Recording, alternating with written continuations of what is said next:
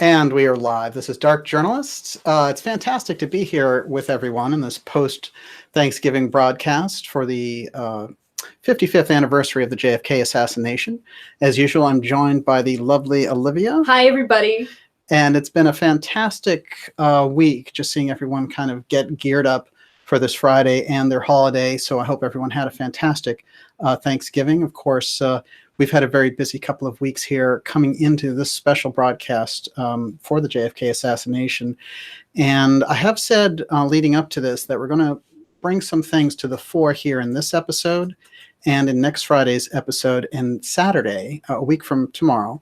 Those are going to be 3 episodes that encompass this whole report. And the report relates completely to the connection between the famous writer Ernest Hemingway and JFK, and a number of things that have come up in relation to this. Now, given that we have the 55th anniversary of the JFK assassination with still very little word on the official side about what really happened, we're going to go in the first segment here into a number of things that have happened on the paperwork side, that is trying to get papers from the government relating to the assassination, and also having people like RFK Jr. come forward saying that they don't believe the official story and that John Kennedy's brother Robert didn't believe the official story, to go deeper into what actually happened. Now, we've presented a few things that were particularly noteworthy in terms of historical value in relation to the JFK assassination. Of course, I always cite the work of Professor Peter Dale Scott and his remarkable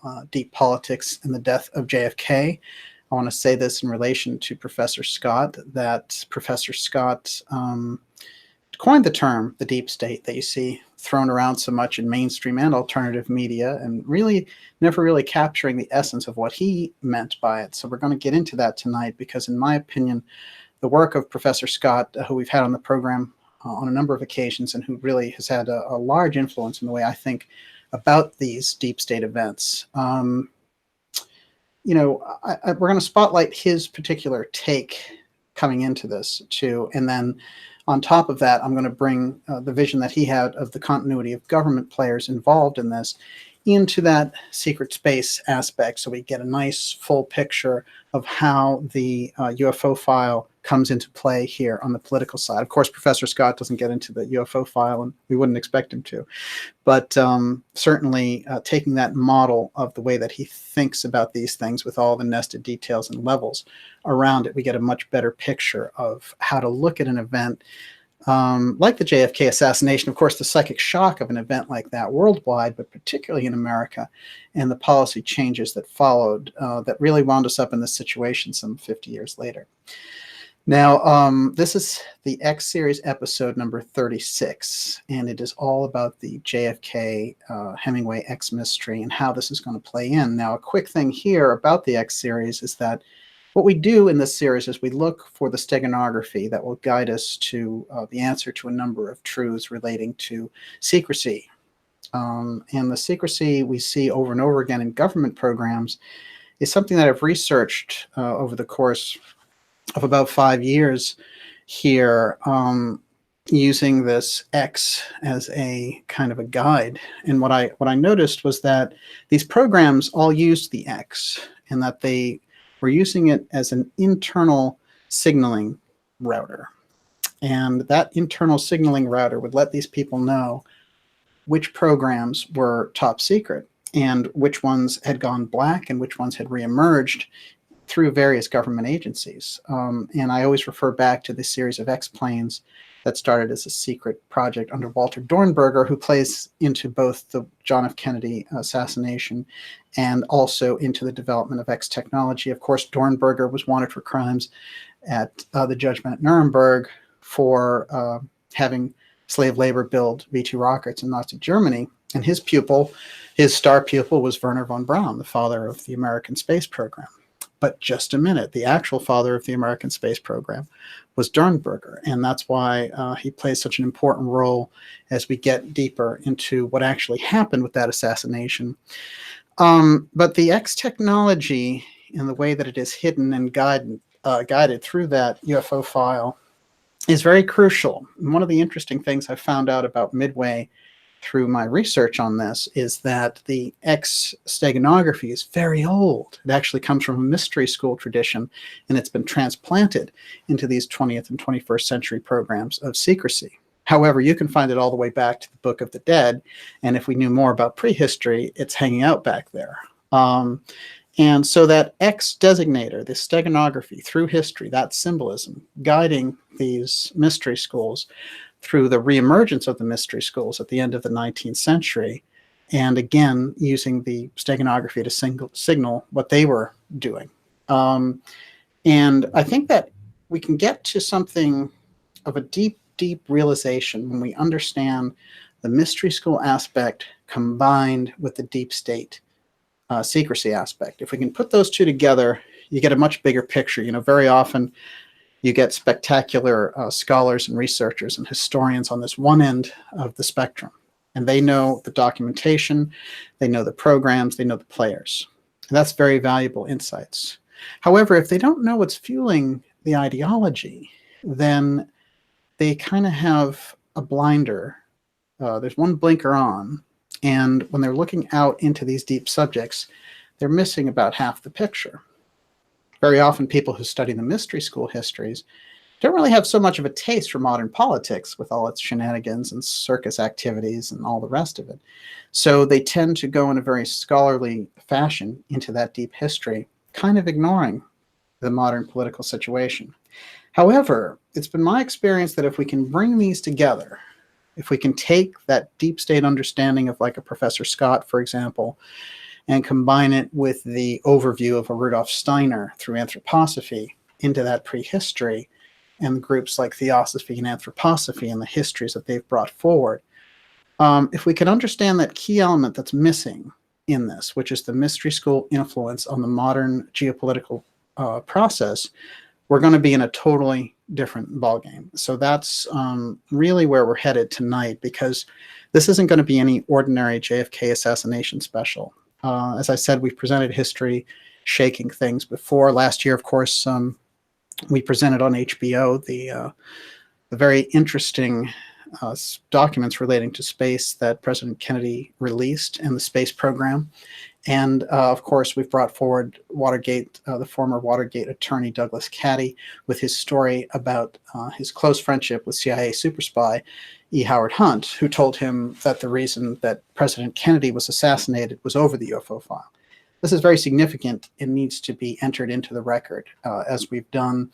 And the kind of earthquake from some of these realizations as we go, I think, really are going to get us to where we need to be led to. Now, also, I want to say that the work that we've done bringing forward Robert Merritt's story, who worked in the Houston plan for President Nixon and came forward last February on this program to tell us that President Nixon had kept a time capsule for disclosure, is absolutely crucial to the large-scale picture of the things that we're searching for through these various leads. And that his declaration that it was about a energy formula that would make the U.S. energy independent is a crucial linchpin to how all of this can be understood. So, we get sort of recurrent updates from Robert Merritt and his story, but fundamentally what we have on the record here is that Nixon kept a time capsule in the White House with that information intact because he wanted to safeguard his legacy. As we've pointed out on this show, a number of presidents have done this with the time capsules. And from what I can tell, it starts with Truman, but certainly the books that they've done in relation to Eisenhower talk all about his Project X time capsule, which is meant soon to be open in, well, it's actually 2053 on that one. We have to wait a while. And that is something that is widely known now. It's not something that we have to guess at. A number of very mainstream writers, including Evan Thomas of Newsweek, is about as mainstream and as opposite from dark journalist as you're going to get. He knows all about it and has written about the Project X time capsule to be released. On this program, we've shown, and we will tonight, the X letters at the LBJ Library to be open soon in 2023.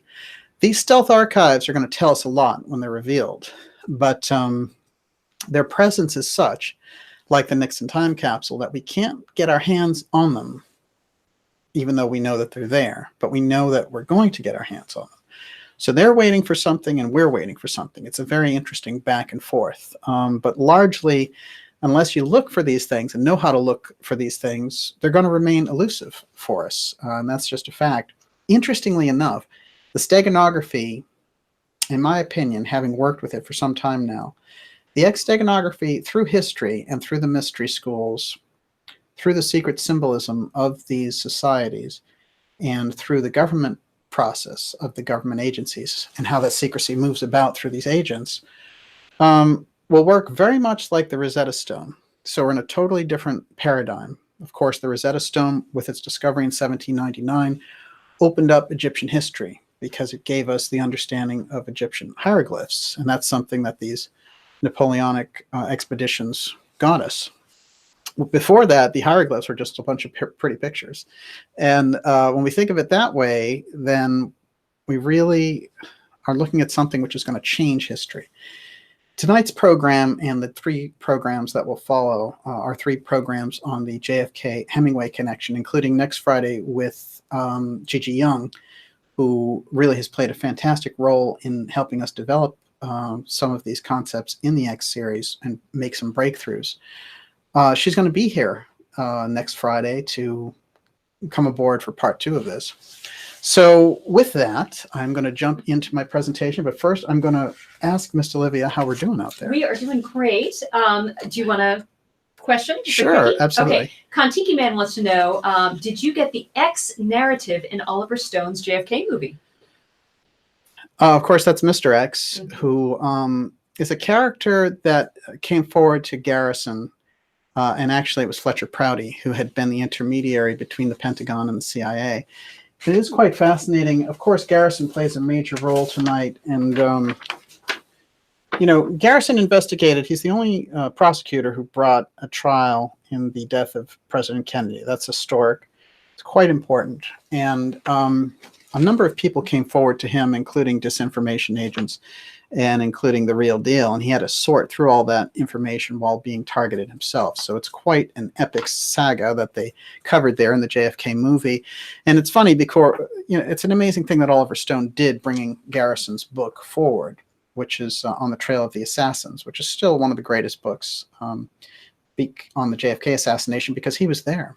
One of the things that is not really being talked about that I think is very significant is one of the key sets of records that's being blocked right now by the Trump administration. It's actually the CIA, and they've convinced the Trump administration to go along, is the records pertaining to Garrison's investigation.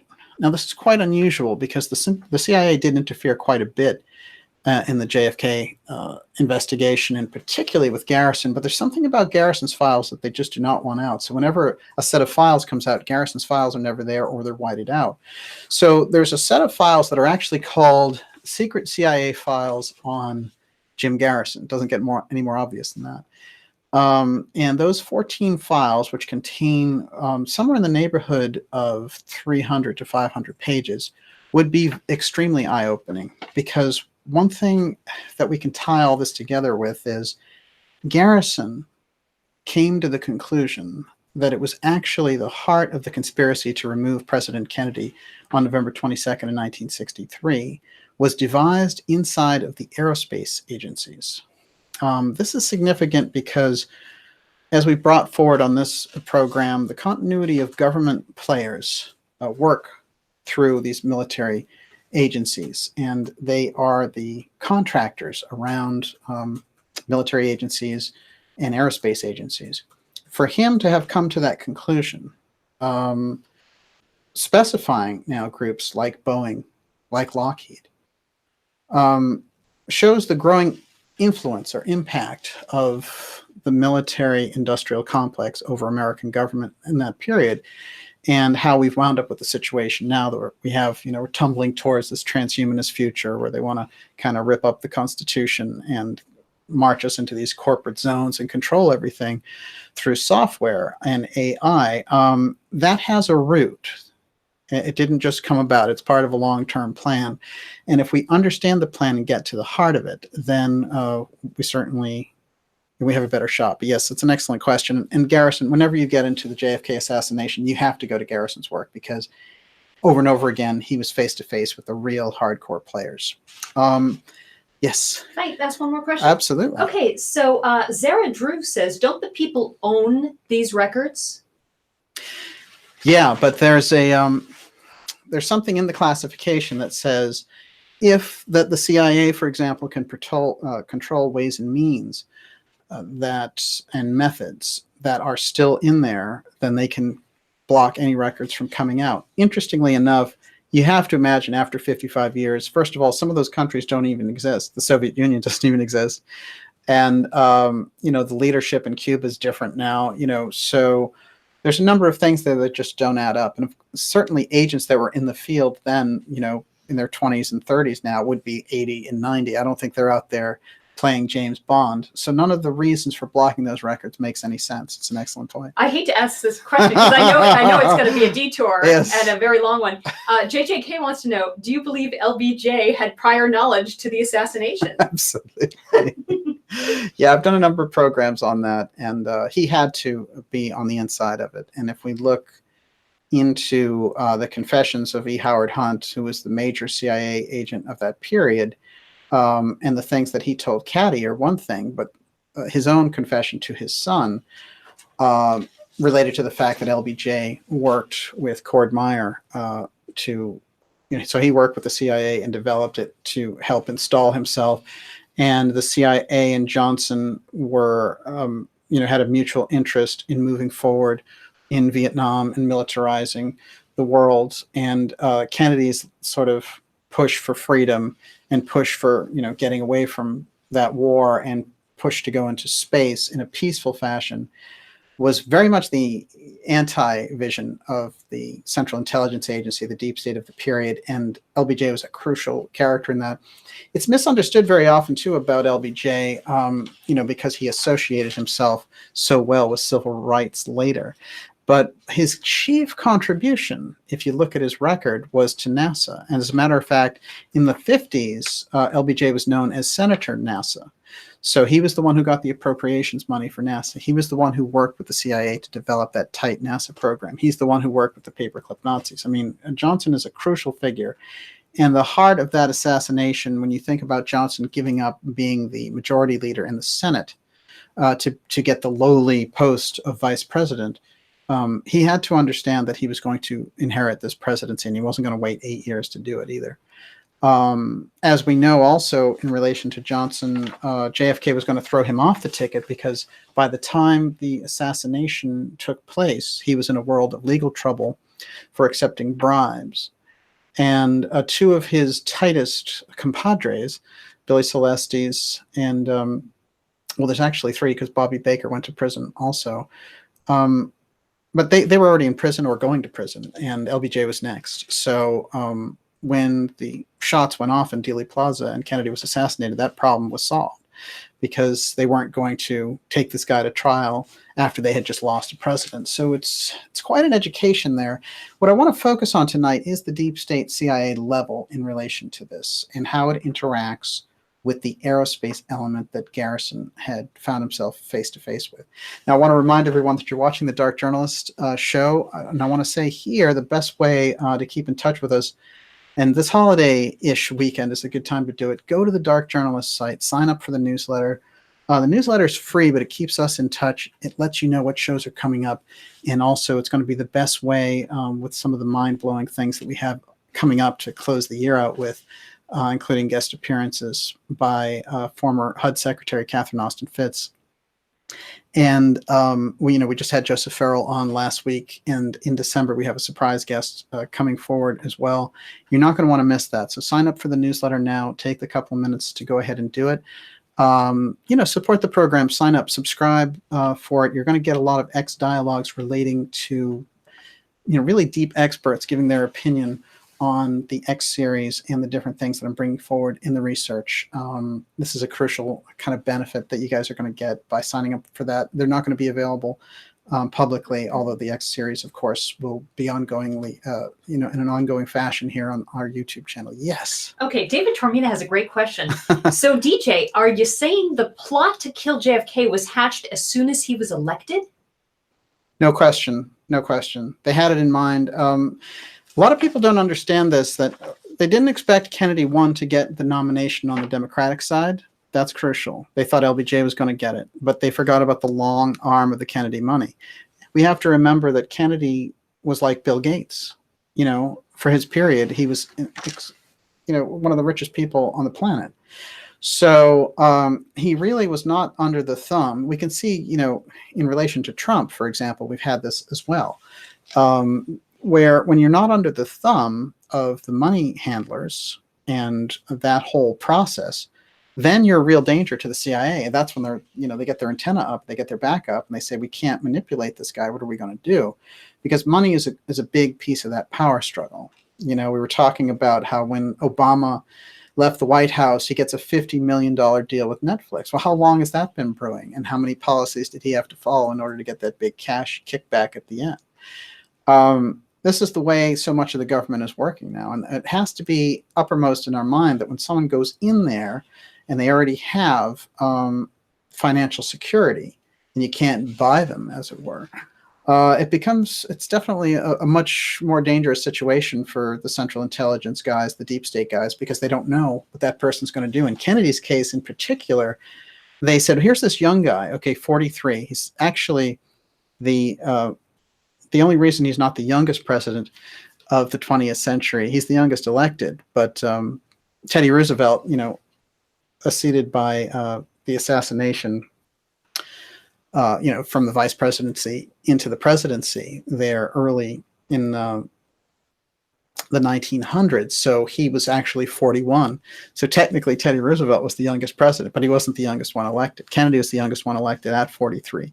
And, he was shaking up this establishment, which was largely run by older men who had been there and since World War I, and they were really kind of looking at this guy and saying, he's a playboy, he's got a lot of money, and he's been in the Senate. This guy's very interested.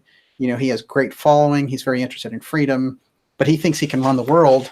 But we're the ones who do that, and we're going to have to get him up to speed. And interestingly enough, I found in a book,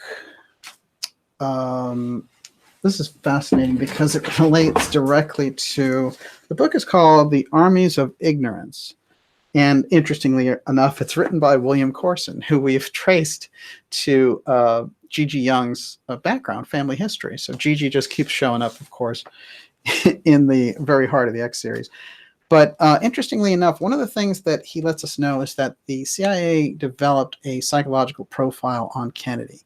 And this is a crucial thing because what they figured they could do is that with that profile, here's the cover of the book too, so everyone knows. That's William Corson's book, The Rise of the American Intelligence Empire. Absolutely crucial reading.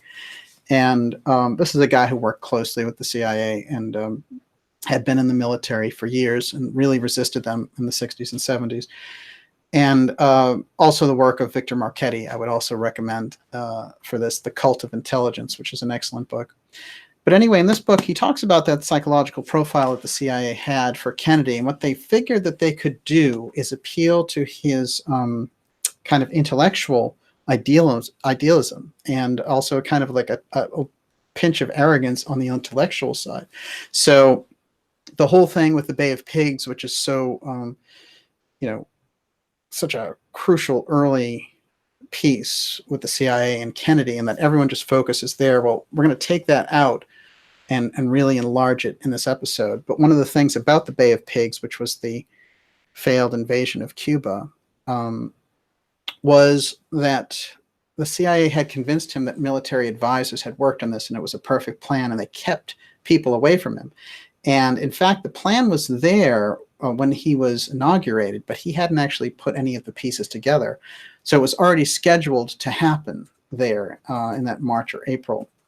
And when it actually went down, of course, they tried to fake out JFK into a full-scale invasion of Cuba. And he realized that they had been tricking him all along, and he removed Alan Dulles as a result of this. But Dulles had been in the power station. He'd been in the power spot for over 2 decades, and he actually created the CIA with Truman. So this was a really big thing to do, and it set up this battle between the CIA and Kennedy.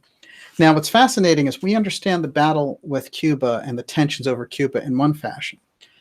Before the set of 3 episodes is over, we're going to understand it in a very, very different fashion. And Ernest Hemingway is going to play a very significant role in that. So what I'm going to do in the first half of this episode is really lay out the things that we know about the assassination and the intelligence aspect of it. But the Hemingway part is going to be the real breakthrough in this episode in next week and a week from Saturday. Okay, I just wanted to throw in. Carol Yes. Crumlish says, Yes. Bill Corson was my cousin by marriage. He was totally brilliant and a good friend of JFK. Oh, yes. Well, that's fascinating. Carol, I had no idea you had those types of connections. Please do email me at info@darkjournalist and discuss Bill Corson, because he is a very significant player here. And I'm sure Gigi Young is going to be interested in this too, because she's related to him. But everybody, yes, it's going to be one of those nights. We have tremendous people in the house. It's a huge crowd tonight, and you know, there's this smell of apples in here because Olivia brought in this apple crisp that she cooked up, and that thing is dominating the post-Thanksgiving scene here, no doubt about it. That thing's incredible. You've got to market It's the best. that. Unbelievable. I could win awards. I'm sure people would, you know, well, you can't give away your secret ingredients, I suppose. No, but if we ever have a conference, I will make tremendous batches so everyone can have a little bit. That's quite a commitment. Of course, everyone was going to come near and far for that. Yes. This is extraordinary stuff. And it seems to me like everybody had a good Thanksgiving buzz going on this year. There's good vibes this year. There's no question about it. I didn't notice that usual kind of stressed out thing, although it plunged to what, like 12 degrees here in Cambridge. And now it's kind of back to normal. It's like 45 again, which it should be. Of course, we had some very, very interesting things in relation to Hemingway and the JFK library that we're also going to get to as well. But let's start off with this. This is the proclamation that Trump gave in relation to why the JFK records wouldn't be released. And I just want to give a little bit of a hint of this. Subject, certification, this is from Trump, certification for certain records related to the assassination of President John F. Kennedy. Okay, Trump says, as I explained in my temporary certification on October 26, 2017, that was the day that we did the special, and we live streamed it.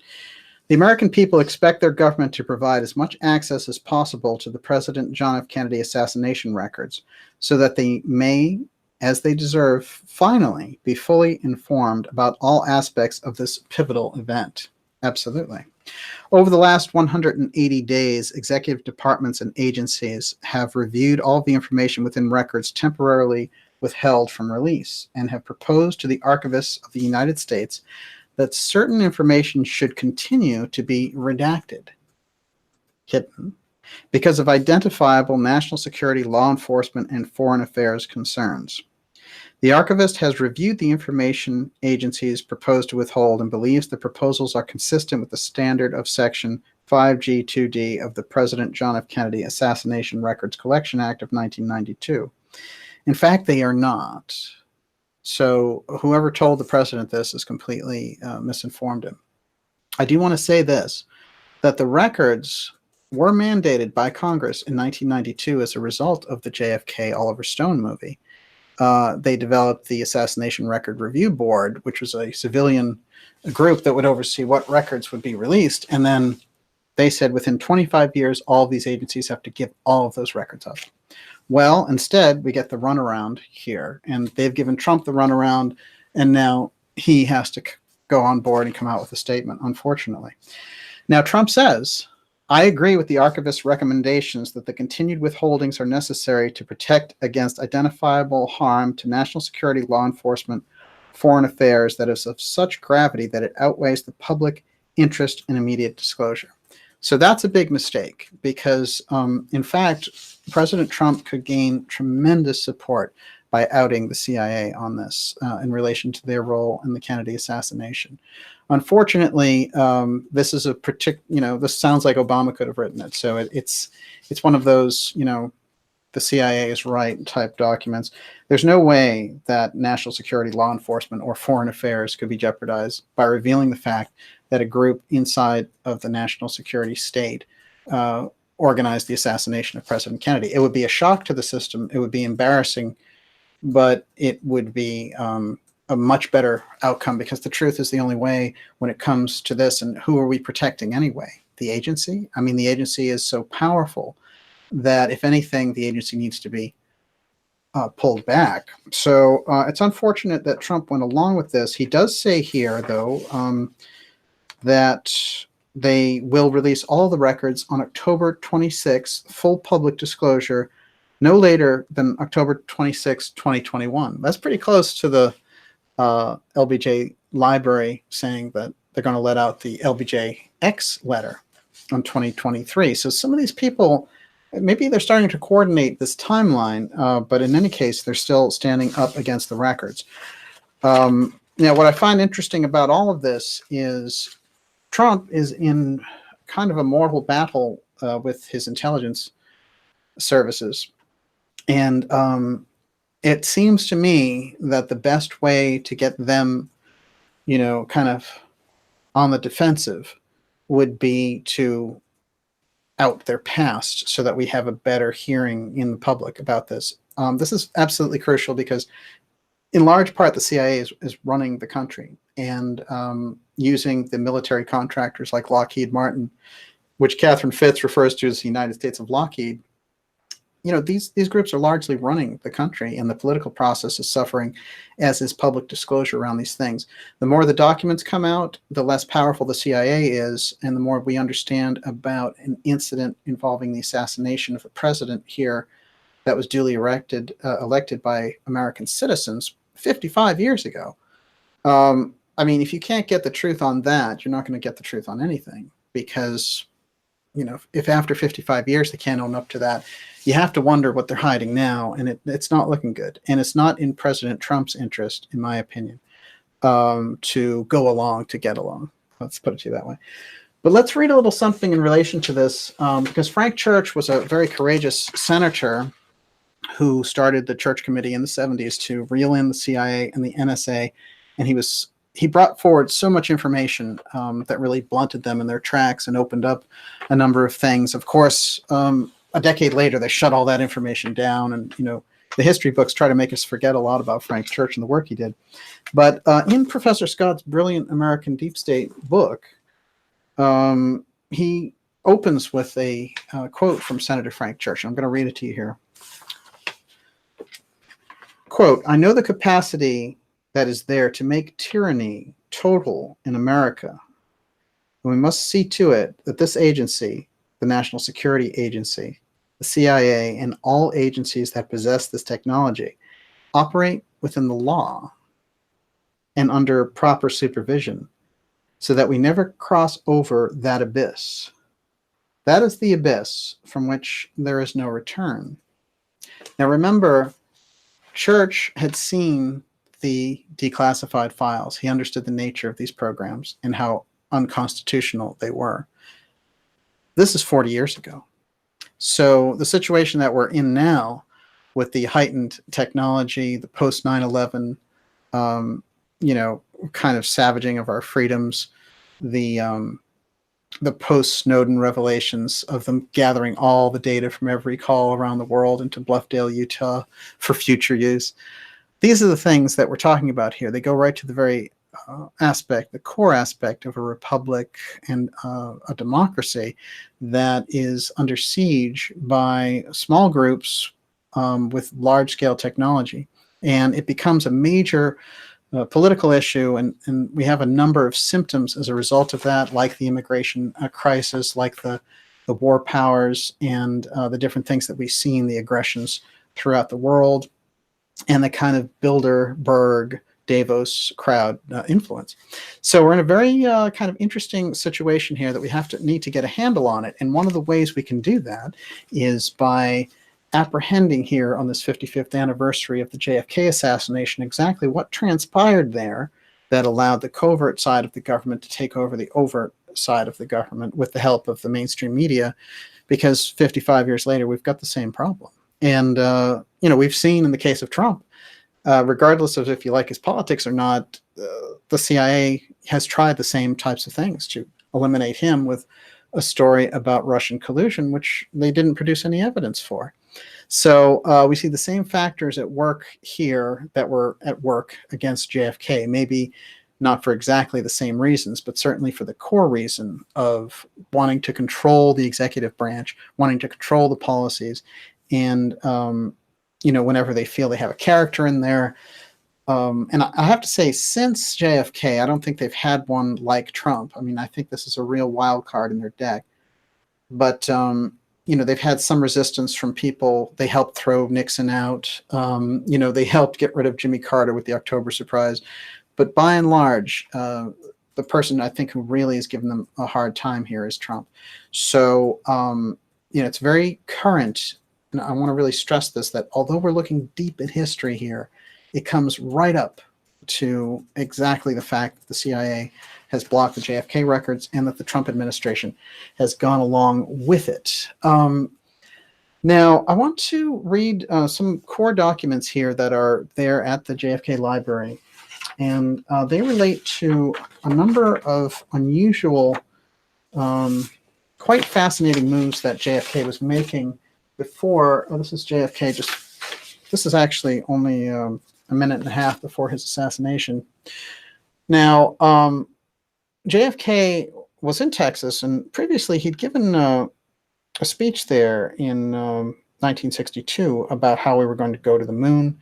And what he had done, instead of making it into a space race, is he had negotiated behind the scenes with the Soviets to do a joint space mission, which means we had to share our space technology with them. And there were a number of people who resisted this as an idea. The National Security Action Memorandum number 271 that Kennedy signed was for the administrator of NASA, James Webb. You might have heard about this Webb telescope out there now that's looking for planets and stuff. That's the same Webb.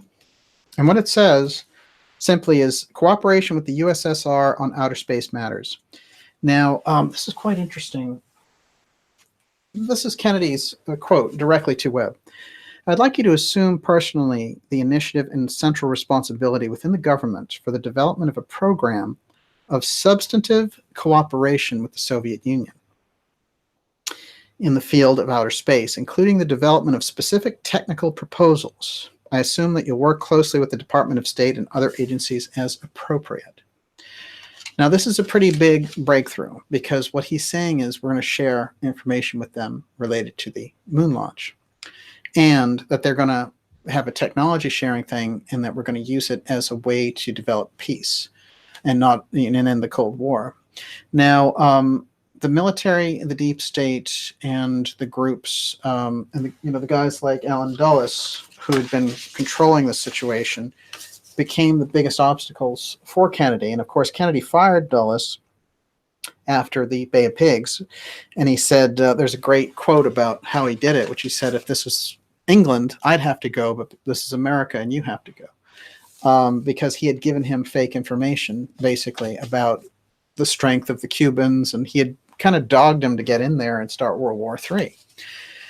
But the trick is, and it's quite a significant trick, which is Allen Dulles and his brother Foster Dulles had run American policy, foreign policy, literally since World War II, the beginning. So they'd already been in there for 2 decades. And Dulles was a Wall Street lawyer, Allen Dulles, and John Foster was the Secretary of State under Truman and under Eisenhower. So quite significant in terms of the power players that they were, and getting rid of them, was a very bold thing to do, but it caused that ultimate breach where I think from that moment they really started to say, now we're going to get rid of this guy.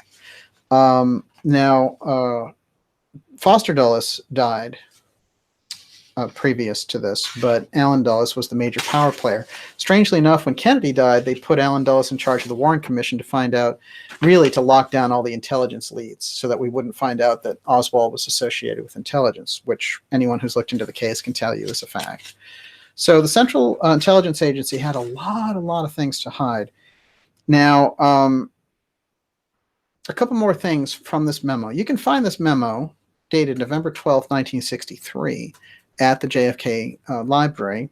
It's just sitting there. There's no question about the document's authenticity, etc. Next, these proposals should be developed with a view to their possible discussion with the Soviet Union as a direct outcome of my September 20th proposal for broader cooperation between the United States and the USSR in outer space, including cooperation in lunar landing programs. Read the Moon Program.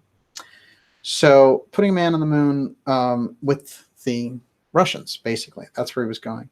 All proposals or suggestions originating within the government relating to this general subject will be referred to you for your consideration and evaluation. Now, he goes on further and says, talk to the Secretary of State. He's going to give you more info on this.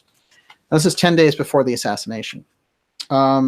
This next document is particularly important. It's been cited 3,000 times in various news articles. It came out as the result of the Freedom of Information Request Act. The CIA has never disputed the document.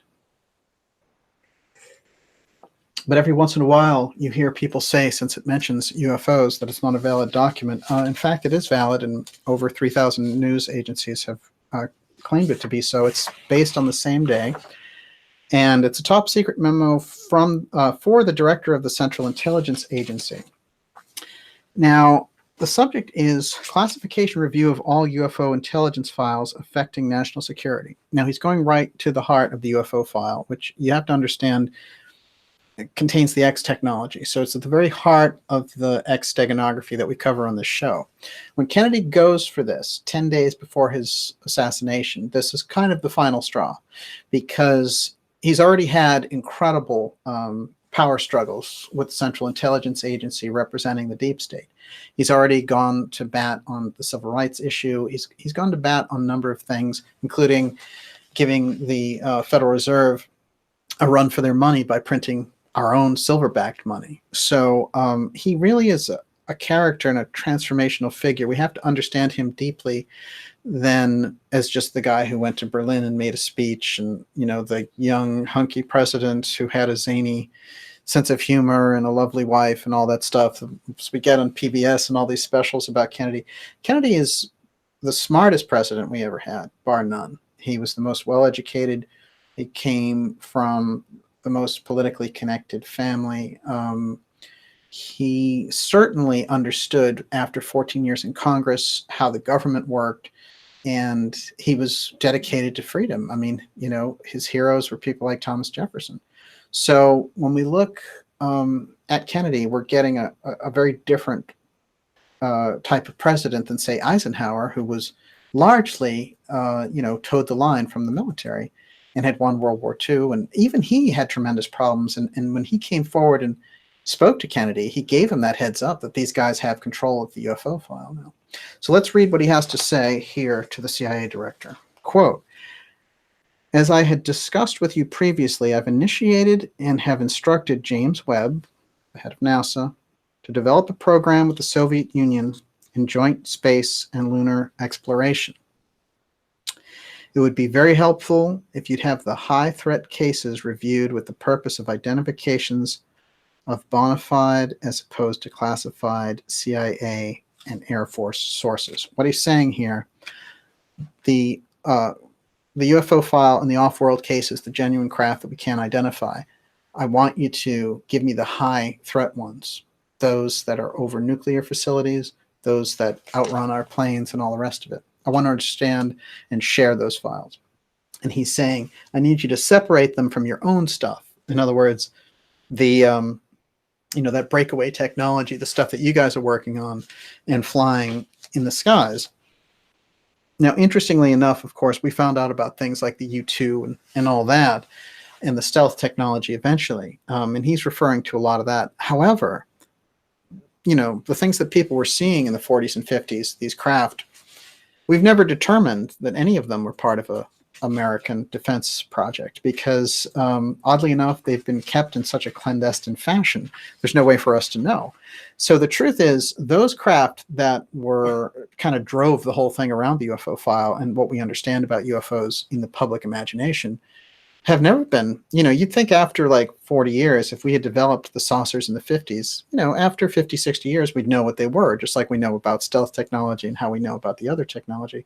So either they're kept in such a secret underground fashion, or they're genuinely off-world craft that have nothing to do with our defense programs, only in as much as, until we get our hands on them and try to kind of redevelop them. So let's finish Kennedy's memo to his CIA director about UFOs. Yes, there is a memo out there. Yes, it is authenticated. Yes, it is November 12th, the same day as the other menu, as the other memo. It's important that we make a clear distinction between the knowns and unknowns in the event the Russians try to mistake our extended cooperation as a cover for intelligence gathering of their defense and space program.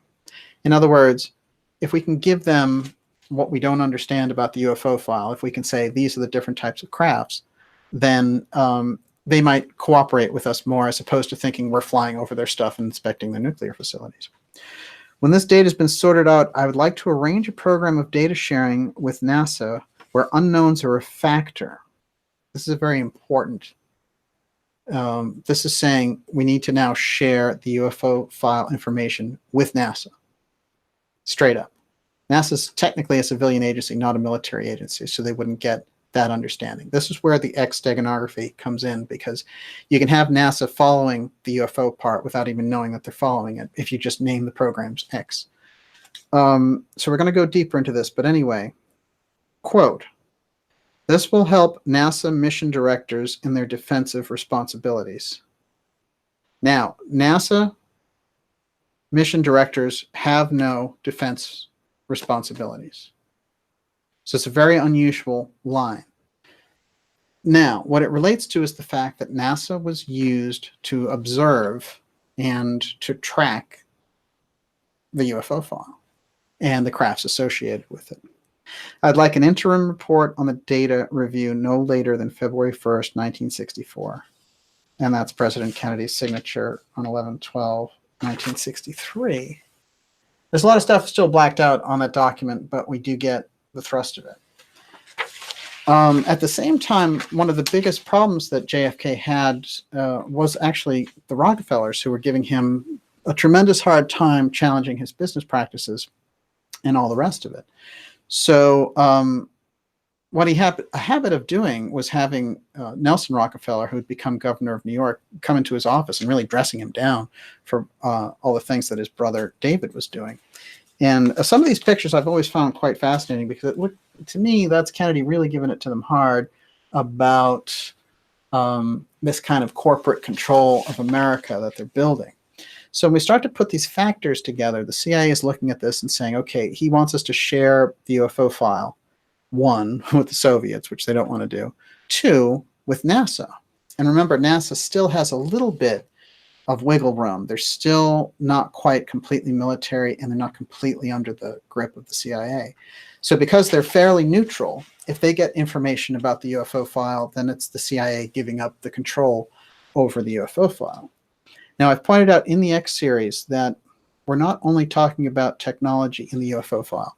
We're talking about an effect that's created by this X technology, which sometimes, we get in UFO cases directly when they say there's time distortion, when people have missing time, or when, a number of things happen that cause machinery to malfunction. This is the runaway physics that's associated. That I've given the term Apotheum to, just because it seems to me to be the best word to match the scenario. The Apotheum is something that is fundamentally impossible to control. And this is where the mystery school side of it gets into when we look back through history. The thing that they're using the X for is that at a point in ancient history, this technology was active again. relating to the Apotheum effect. And this whole thing about the UFO file and the way that they safeguard that security, it's like a rediscovery of this kind of wild physics that when it meets and greets our physics here in the regular world, it distorts everything. It's kind of like an upside down world at that point. So when we get into that, we start to understand why the secrecy exists. It's because it's not just, you know, one thing that Robert Sarbarker pointed out for us is that the physicist Robert Sarbarker, who was removed basically largely from history for pointing this out, but that what he was trying to say really is that the UFO file, the redevelopment program around the UFO file was large scale, but that they did not have the complete control over the results. I think that this is quite crucial. And the Apotheum effect that they're safeguarding inside of that UFO file, the X factor, the X technology, Robert Sarbarker said that the UFO file was classified far above the atomic bomb. So you have to think about the atomic bomb, especially in 1950, when he originally said that. The kind of classification that it would have would be extraordinary because, you know, you have there these nuclear powers, the ability to do Hiroshima and all that. If you have something classified above the atomic bomb, you have to wonder just what the factor is that's involved. But if you distort physics, then you actually defeat the very fabric of reality. So you have a reality distortion field, and that's highly dangerous, especially if they can't control it. So a lot of the secrecy comes out of that Apotheum effect, a lot of the echoes in the mystery schools of this event that happened a long time ago where this was unleashed and causing the destruction of a former advanced civilization. We have to keep these things in mind as we go forward in the X show here. And so now I'm going to get into how we kind of arrived at this point of secrecy. But before I do, I'm checking in with Miss Olivia. Mm-hmm. And how are we doing over there?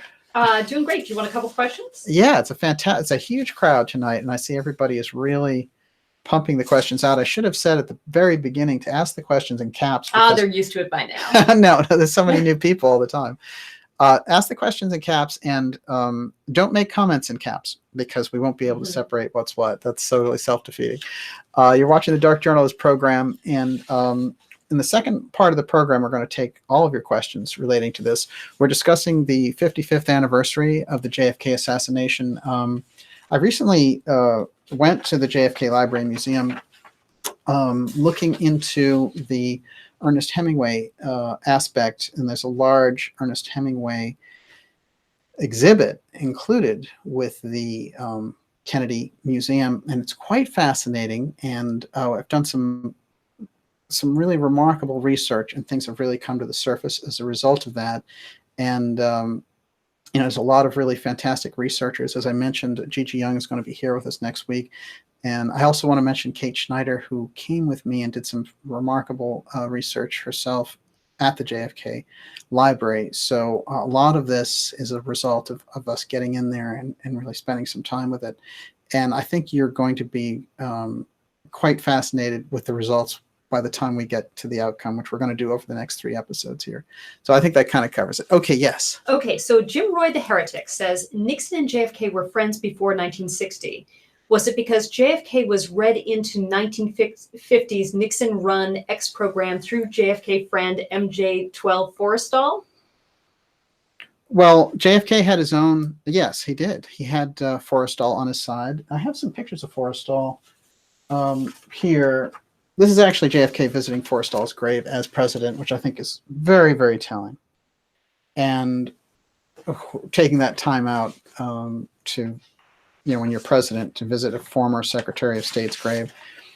Forrestal is a fellow Catholic. He was the first defense secretary, and it was under Truman. He's the first defense secretary of the country, period, because they didn't even have the Pentagon before that. We have to remember just how World War II changed everything. It changed the whole mentality. And Forrestal was read into the MJ-12 program, and from what we've been able to ascertain, Forrestal didn't like the idea or became disturbed at the idea of us not disclosing that to the wider public. So he became the odd man out, and little by little, they kind of fundamentally drove him crazy or made him look crazy, and finally threw him out of the window at Bethesda Naval Hospital. It's a very unusual past and a very unusual background, and an interesting footnote also when looking at the Kennedy assassination. It's like an early indication of what they're willing to do. Now, I've talked about X-Protect on this program, and the thing that they're protecting inside the UFO file is the X technology. And the X-Protect people, some borrowed from CIA, some borrowed from contracting agencies, will stop at nothing to maintain that secrecy. And we've seen it over and over again when we come up to these witness lists and these large-scale death lists associated with things like the JFK assassination or subsequent investigations. When you get close and around that technology, or when you get close and around these programs, the X-Protect group, as we've seen, particularly on the UFO side, when someone gets close to that information, they can have their careers destroyed and their lives ruined. There's another function that X-Protect does, which is they are good at eliminating national security threats, what they consider national security threats.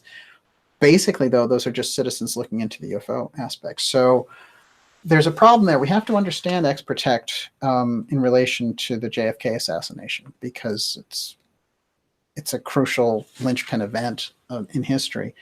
And I think the way that it's been doled out over time by the media saying, well, maybe some Cubans were involved, it doesn't work that way. You know, we have incredible security forces, and it had to be worked on the inside. And so when we look at the reasons and the people who studied it, people like Garrison, for example, then we get to the heart of it. Where did he find it? He found the aerospace companies were involved. Well, why would the aerospace companies want to remove Kennedy? Well, we've just read his memo here telling the CIA to share that technology and to share the UFO reports. For them, this is anathema. And they're used to keeping those secrets. That's what they do. So when we think about JFK, and seen here with the astronauts at NASA, you know, he took a major role. He is the man who stepped forward and said, by the end of the decade, we're going to have a man on the moon. So he is the key figure in NASA. He is fueling this entire enterprise. But they've been working in the background, that is the deep state people and the CIA and the groups that came out of Paperclip, who are, you know, they come out of this fascist international. They're working for the American government. And we've seen a lot of reports, and people have done some good work on this over time. But I think understanding that Paperclip influence when we look at the Kennedy assassination is crucial, because it's not brought in enough. So basically, if you're at NASA and you're a Walter Dornberger and you're working on X technology, and you realize this guy is coming in here, he's going to share information with the Russians, he wants to share information publicly, he wants to get the UFO file on the fast track so that these nations don't have a nuclear skirmish over this stuff, you're looking at him as public enemy number one. And as a matter of fact, when assassination details come out, and we hear little things in records, and we hear things related to how people were thinking about it, they thought that they were eliminating a national security threat. I mean, it's a kind of a convenient thought for them to have, because it gives them carte blanche to do anything they want.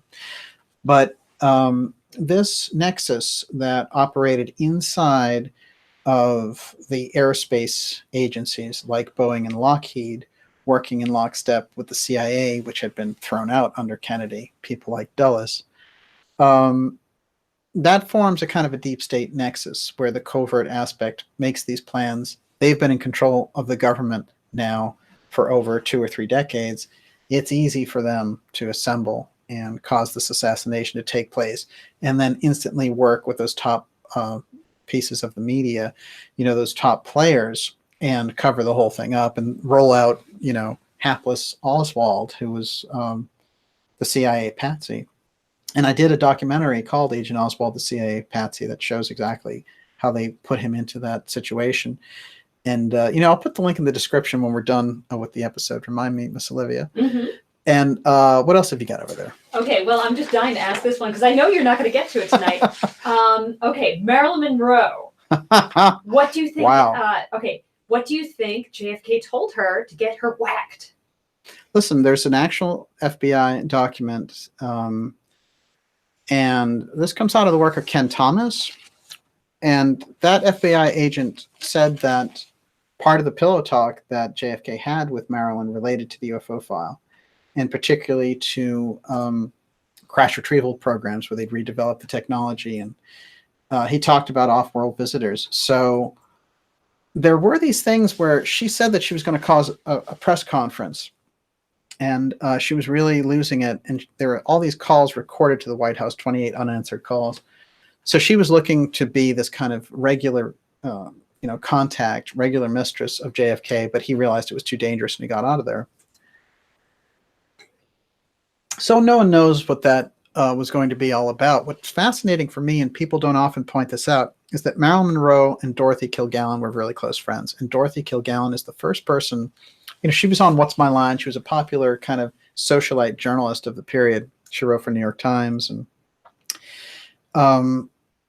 she died under very mysterious circumstances. Very mysterious. Yeah. As a matter of fact, there was a guy who put forward some information recently to the Manhattan DA to reopen that entire case from 1966. But what I think is important is that she's the first one who talked about the crash retrieval programs and alluded to it in her columns. And it's very interesting because it may very well have been that she was getting that information from Maryland, which JFK was just kind of, bragging about. So it's always interesting when you get into, that level of intimacy, that level of interaction. Wow. Unbelievable. Yes. Since we mentioned Oswald there, for years, people said about Oswald, oh, he was a disgruntled loner and all the rest of it. And, we know anyone who takes a deep look at the case, we have to understand that Oswald was just set up as the patsy, and there's, the whole thing about him and the gun and all that is just malarkey, because they actually found a totally different gun that wasn't related to Oswald. And they found that through the sheriff's deputy, Roger Craig. He was the first one in the building, and he found a totally different rifle, a type of rifle. So the one that they attributed to Oswald, which, by the way, was never bought under Oswald's name, it was bought by someone named A.J. Heidel, who they claimed that Oswald was using a fake name. But the Mauser rifle that they found just disappeared from the reports. Craig had found it with another deputy, and the deputy had a sporting goods store, and they both saw Mauser printed on the barrel of the rifle. So those are the guys were the first ones who got a look at it. That's what they said it was. Later, when they found out that Oswald had a Mannlicher Carcano rifle, which is one of the worst rifles on the planet, none of the story makes sense when you break it down. That's what I did in Agent Oswald. But the fact is this, that since they had the media to go along with it, even 70% of the public doesn't agree with it.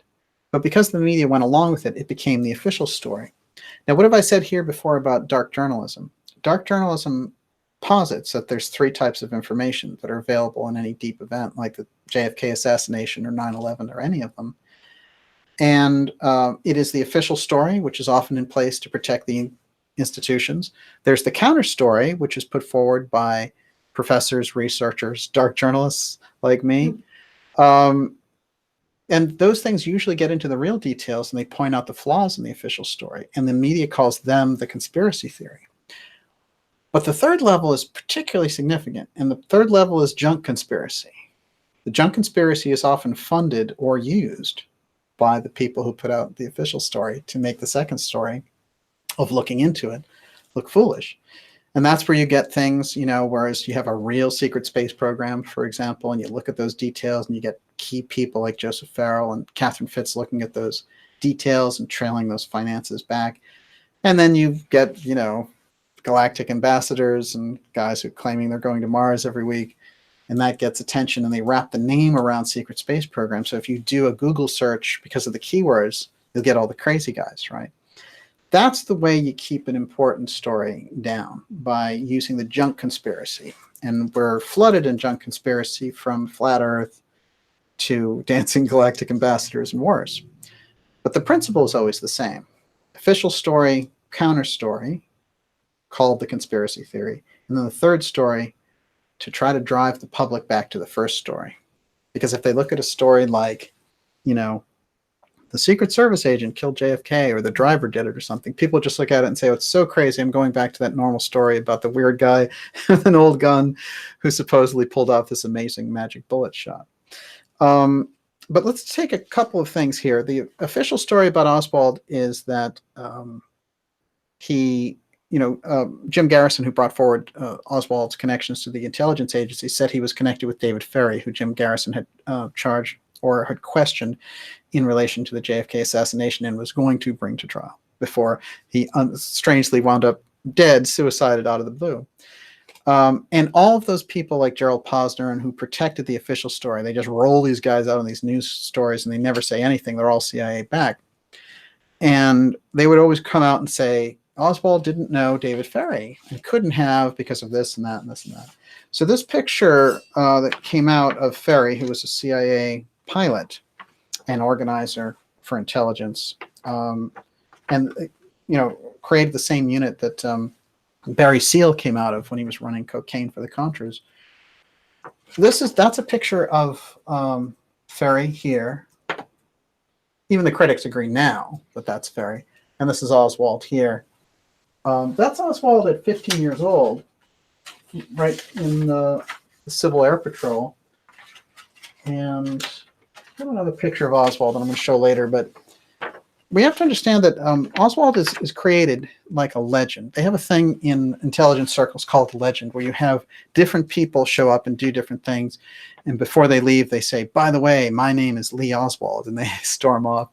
And so you have a number of people do that and build a foundation over time. So when you go to use this person as the patsy, or as Professor Scott calls the designated culprit, he's been his legend has been put in place very well by a number of different people. So then you just have this guy show up and you say, you're going to be working on something very important. Make sure you stay in that second floor of that building and wait for a call. You're going to be having coffee or whatever. And this is a very important thing, and the assassination takes place, and this guy they've moved around like a chess piece on a board, he's sitting there, and the cops wonder, hey, where's this guy? He was an employee in the building, and he takes off, and they grab him, and he figures, well, I'm going to go to trial. I'll somehow figure this out, and they get Jack Ruby to kill him. So it's interesting the way that they just eliminate the patsy in this case. They went to extraordinary lengths and took extraordinary risks to come out on top of this, so that the crucial thing for them was that they needed to come out. So what do we do now, understanding this story and saying 55 years later, well, Kennedy was assassinated by these intelligence groups, and they used people like Oswald as a patsy, and now we have significant evidence for it, but the CIA in the meantime is still blocking records. So we're in a kind of a quandary. It's a schizophrenic situation where people understand the nature of what the CIA did in relation to this, and they understand they've been fed a phony story, and we understand it on this program because of all the research we've done in relation to it, but yet that remains the official story. And if you were in high school right now and you were asked a question about history and you said, well, who killed President Kennedy? Was it the CIA, the mafia, or Lee Harvey Oswald? Well, if you don't check Lee Harvey Oswald, you're going to fail the question.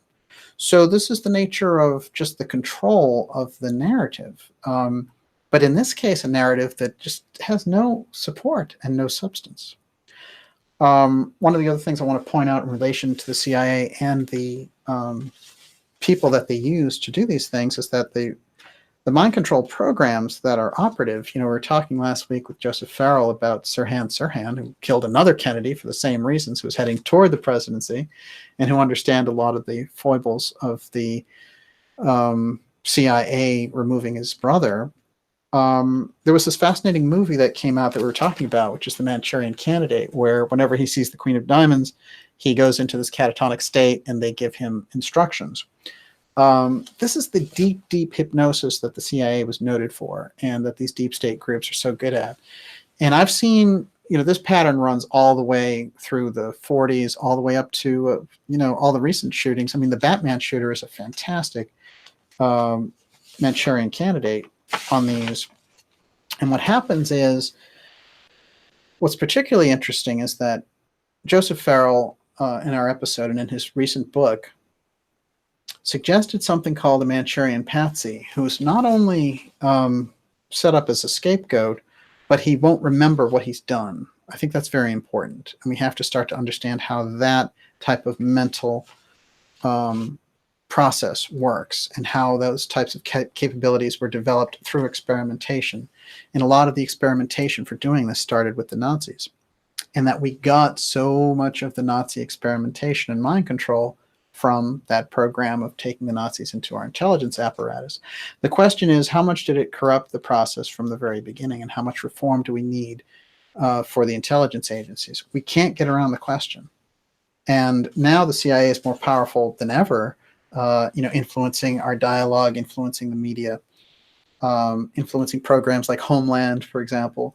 So it's a significant issue. A lot of people might be surprised to know that the CIA has their own Air Force, for example. And they're, John Brennan, who was one of the key Obama CIA directors, he was known as the Drone King because he's just, offhandedly decided to go drone these terrorists that he would find over there. And I think that tremendous powers, all this needs to be reviewed. And if we can look back on it, if we can kind of grasp the JFK information and what he was trying to do and what he was trying to accomplish, and why the intelligence agencies made it their job to remove him, and how the media went along with that. We got a fake history that when we have the histories now, the media will say it's 55 years later and people still can't accept that it was Lee Oswald with an old gun, and incredible shooting abilities, even though he hadn't shot in a year and a half. Where it's a schizophrenic situation where we understand the truth, or anyone who's looked into it deeply, and so here we are. And so we've arrived at the middle of the schizophrenia, the very heart of it. And that's what the deep state is really good at. So the way we can unravel that, especially over time, is that so many of the facts have fallen apart on the narrative. And so getting to a real disclosure around this is possible. And the records are significant in that regard, especially the Garrison records, which are in court right now. There's a guy named Jefferson Morley who is suing for records. Now, Jefferson Morley, I just want to point this out real briefly, is Jefferson Morley is a Washington Post reporter who quit the Washington Post because he had found information related to somebody who had created the Oswald project for the CIA. The guy's name was George Joannides, and no one knew who he was. Interestingly enough, he was kind of the James Bond type. Not as slick as all that, but certainly operating in the same position. And Joannides is quite fascinating because what happened was Morley basically tracked some records and found him operating in Miami during the period of Lee Harvey Oswald, and found him operating in New Orleans. And later, he became the liaison for the CIA on the JFK records part. There's a very significant picture I'm going to show here of George Joannides here receiving a Lifetime Achievement Award from the Deputy CIA Director, Bobby Inman. Now, Bobby Inman is quite significant because he's the only CIA official who's ever gone on the records suggesting that we have used redeveloped off-world technology in crash retrieval programs and use that technology to make craft with it. This combination of things, and we see the CIA around the UFO issue in the Tom DeLonge case and the TTSA, when they roll out Luis Elizondo and they try to make him the hero of the whole thing, he's the counter-intel. He's one of these guys. He's a counter-intel agent. And the idea is that they're going to control the UFO file by using these quasi-CIA officials who have counterintelligence credentials, which means, quite frankly, they're good at lying. So when we get into that situation, the key thing, what's so important about alternative media and independent media, it has a voice to be able to do this. It has to, with a single voice, reject the CIA takeover of the UFO file. It's just, it's simple. When the CIA shows up, especially if they identify themselves as CIA, it needs to be resisted. And if it's not, if you see people going along with it, and we see kind of a lot of the old guard around the UFO issue going along with this and being like, hey, Elizondo is great. He's going to give us a secret, UFO threat information. There's so many bizarre holes in the story of Elizondo that, you know, any kind of real journalistic effort would just completely expose him. So when you see groups like MUFON and stuff getting behind it, they're not working in the public interest. I guess I'd put it that way. So let's talk a little bit about Janides here in Inman and why this picture is so important. Janides created the Oswald project. And then when he took over as the liaison some 15 years later for the CIA with the public about Congress getting information from the CIA relating to the JFK assassination, it's quite interesting because the mandate from Congress was you cannot have been active as an agent during that period, and you can't have anything to do with the major players. Well, I'd call Oswald a pretty major player. So if this guy created the Oswald project, then he's a pretty significant player. So they already violated their own rules there. That's one. Two, his records now aren't even in the Trump release records that are still being blocked by the CIA. They're a totally separate group of records because no one knew this guy existed. So Jefferson Morley right now is suing this guy. Peter Dale Scott has joined that suit at various times in the past also because they're recurring suits. Trying to get the records of Janides, who nobody knew existed, but apparently ran the entire Oswald project. And this very uncomfortable kind of scene of him with Bobby Inman, who came out with this kind of quasi-CIA disclosure a la TTSA. He's kind of the CIA version of this in the 90s. Quite remarkable combination. We're going to go deeper into Joanides, but I wanted to mention him here because it's significant for us to know that as much as we're looking at the records that the CIA has, there are things that the CIA has done and covered their tracks so well with that we need to, in relation to the Kennedy assassination, in order to clear the history, we need a new investigation of the CIA role in that assassination. So getting the records is one thing, but actually the congressional investigation of the CIA's role in the JFK assassination is crucial. And you can't really get things back to normal without that. Yes, it's 55 years later, and yes, people have heard a number of theories and all the rest of it, but I think anyone with a prosecutorial eye on history could certainly do this. Most of the main players are dead, of course, but I think it would be absolutely significant. And so we're going to go a little deeper on that. Before I do, Miss Olivia, you're up. Okay, George Ivankovich wants to know, what does DJ think about George Bush Sr.'s involvement in JFK's assassination? And Planet Lupa wants to know, don't the Bushes connect to the Nazis? Yes and yes. Well, this is very interesting because the Bushes are cited by J. Edgar Hoover in relation to CIA agents that he's working with. And he actually refers to George Bush. And I've tracked this down with Jim Marrs, actually. And I did an interview with Jim Marrs, the late Jim Marrs, the late, great Jim Marrs, on the JFK assassination, which really goes deep into this. And I highly recommend that interview, which is on this channel. One of the things I would say about Bush's involvement is this. Bush had an oil company called Zapata. And there is a book by Russ Baker called Family of Secrets that tracks this crisscross quite well of the Bushes around the JFK assassination. But suffice to say, two key things. One, Zapata was the code name for the Bay of Pigs operation, the invasion of Cuba under the Kennedy administration, taken on by the CIA and kiboshed by Kennedy, eventually. Zapata was also the name of Bush's oil company. Bush was in Texas during that period of the assassination, and he worked in the oil business. There's another person who was close friends with him who worked in the oil business named George de Mohrenschildt. And de Mohrenschildt was an oil geologist, and he was the overseer. He was the handler of Lee Harvey Oswald. And he, went over there and gave them presents and hung out with their family and took them out to dinner. And he just oversaw them for a number of years. He was brought before the Warren Commission. And later he started to kind of unravel because he didn't like the fact that Oswald was killed and was portrayed as this thing. Something happened with him there, and he wrote a letter which became public to the CIA director at the time, which was George H.W. Bush, who became future president. And he said, me and my wife are in this situation ever since I went to write about Oswald. Apparently, I've made a lot of people angry, and I'm surrounded by these murky groups, and they're tracking me. Can you do anything to help me? Basically, it's my last letter to you to help this. And then the House Assassinations Committee went ahead and subpoenaed George de Mohrenschildt, trying to find out about his role and what he knew about Oswald and his association with the CIA. And he was found suicided again. These guys using these strange rifles to blow their brains out.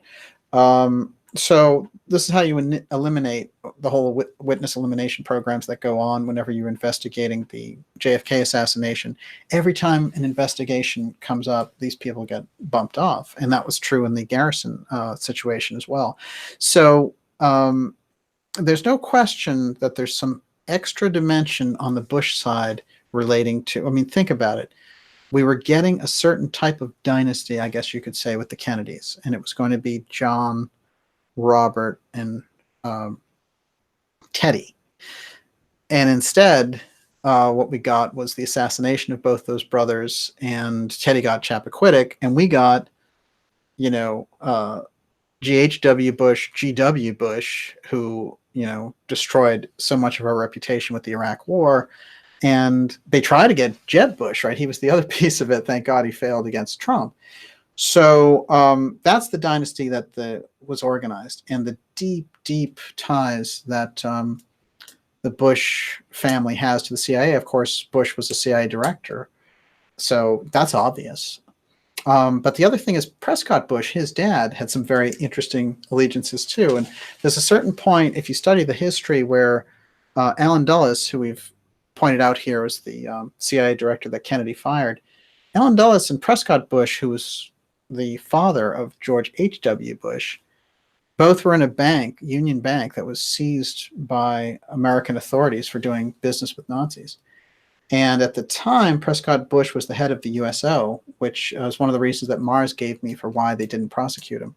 But there's no question that whole trading with the enemy aspect of the Bushes and their deep, deep connection to that German money, I think is so crucial. So that's a very dangerous family. It has been for the American political scene. That's a great question, actually. All right, I'll take one more. All right, let's get this out of the way. Breach 123 wants to know, did Jim Mars find the Grassy Knoll shooter in the prison interview of James Files? Oh, interesting. No, I think he just thought Files was another guy with a story, actually. And it's interesting that people go to James Files because we've always wanted the person, to talk to the person who actually was involved in this shooting. And I understand that, but there's nothing in file. There's a number of people around the JFK thing where, they might have been around the scene in that period. And I'll tell you what's remarkable when we get to the actual assassination, thinking about Dealey Plaza at the time. If you look at who was there in Dealey Plaza and some of the arrests that were made, it's quite significant. One of the ones that Jim pointed out to me originally was Michael Mertz, who was a French hitman. He just happened to be kind of wandering around there in Dealey Plaza. It's almost like the amount of people that were just there in that one little square gives you an idea that everybody knew something major was going to go down. So who's Michael Mertz? Well, it's quite interesting. Michael Mertz was this assassin who had been paid to kill de Gaulle, and they were trying to prosecute him for that. And he was in Dallas on that day. He was in Dallas. He was in Dealey Plaza, and they caught him just sort of hanging around. He said, "Oh, I was just using the phone." And it's so great because in a conversation I had off the record with Jim Mars about him, he gave me all these details about Mertz, and who had a number of names and was associated with this de Gaulle assassination attempt. We have to remember that the Central Intelligence Agency tried to remove de Gaulle in France, and that de Gaulle survived that coup attempt. But he understood that it was, the United States Central Intelligence had tried to team up with elements there. in order to get him out, because he was a real crusader as well.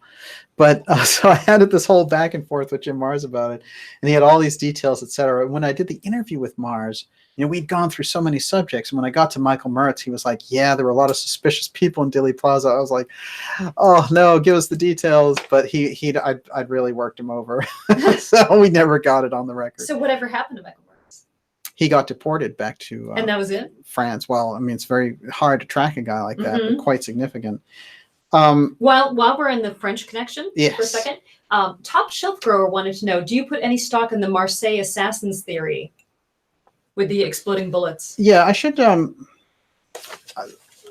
the Men Who Killed Kennedy series, which was a series of 9 episodes by director Nigel Turner, where he took a lot of heat, a lot of political heat for bringing these facts out.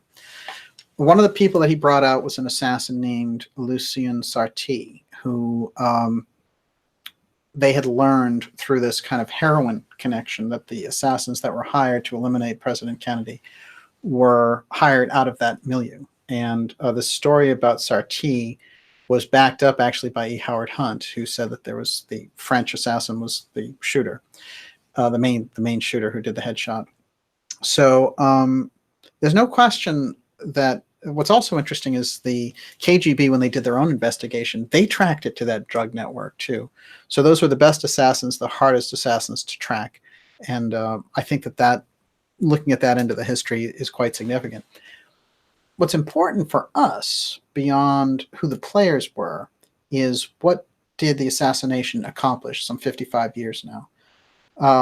It completely transformed the media's role, which became just to protect the institution's role. It completely consolidated an invisible government's control over the policy of the United States. And it took this deep state control, which had operated side by side with the public state control, the regular things that we're used to, law and order government, elections and all the rest of it. And it just turned that system upside down. And we've seen a series of what Professor Scott calls deep events since then. And we have the same type of pattern happen over and over again. So when we're looking just at the pure assassination part, there's a number of things where we understand we haven't been given the real truth on the matter, that President Kennedy was pressing forward to release information relating to the UFO file, and that he was looking to share that information and cooperate with the Russians in space. Those things are on the record now. Now, one thing I want to point out that we've done is by bringing forward the revelations of former Watergate lawyer Douglas Caddy about his close friendship with E. Howard Hunt, which is just on the record and undeniable. Caddy might be the most significant figure in understanding the UFO file motivation for the assassination of President Kennedy, because his close friendship with Hunt ended up with them in that conversation where Caddy is saying, before Hunt goes to prison for Watergate crimes, and remember that Caddy's the first legal representative for the Watergate burglars. It's on the record. He's not somebody we have to guess about. He's not one of these people out there. And, he has a very engaging track record over 5 decades. And his close relationship with the Hunt family, just ask St. John Hunt, E. Howard Hunt's son. So in essence, what he did was he asked Hunt who was responsible. Why was Kennedy eliminated? Why did they assassinate him? And Hunt said, President Kennedy was assassinated because he was about to give away our most vital national security secret to the Russians. And Caddy asked him, what was the secret he was going to give? And Hunt said the UFO file, basically this alien presence. So that from a true inside CIA person on the record to his friend, not for public dissemination, just talking to his friend before he went to prison, is remarkable. And I think it gives us that inclination that the group that we've called Majestic over these years that controls the UFO file and this oversees this Apotheum aspect that's inside of it gives us an idea that, this is where the power base is in the government. And that if we don't get a handle on that, we won't understand the deep state events that have taken place over time. That's crucial, I think. And so Caddy has given us something quite remarkable, I think, on the story there. When we look at that in relation to the memo that we've read off with Kennedy giving that information to the CIA saying, you need to share the UFO file, then the picture becomes a lot more clear. And we need to bring that forward because we're looking at the CIA now trying to co-opt the UFO file and talking about the aerospace threat program and how they need money to combat that. And you have people like the Drone King coming forward and saying, yeah, I think we should study the UFO thing. So these are the same people who have, eliminated leaders who wanted to be open about this. So it's the worst possible place for the UFO file to be under the umbrella of. So that's, I think, quite significant. Yes. We haven't even hit on Hemingway yet. No, that's part of it. This is Okay. the 3 episodes that we're doing. This is the arc of it, which is I'm laying out the 55th anniversary of the JFK assassination, where we are at now. Next, here in this episode, we're going to open up the Hemingway aspect, and we're going to follow it up dramatically next Friday and next Saturday.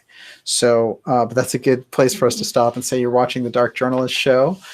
And Olivia, of course, is knocking the questions out of the park as usual. I want to remind everyone to go to darkjournalist.com, sign up for the newsletter. Now's the time to get yourself in there. We've seen all the social media purges. Do you want to wait until that happens? Just go there, sign up for the newsletter. You get a newsletter about once a week, basically letting you know what's coming up and where the shows are going to be for the X series. We're on part 36 of the X series, and this is the JFK assassination special and the connection with Ernest Hemingway. I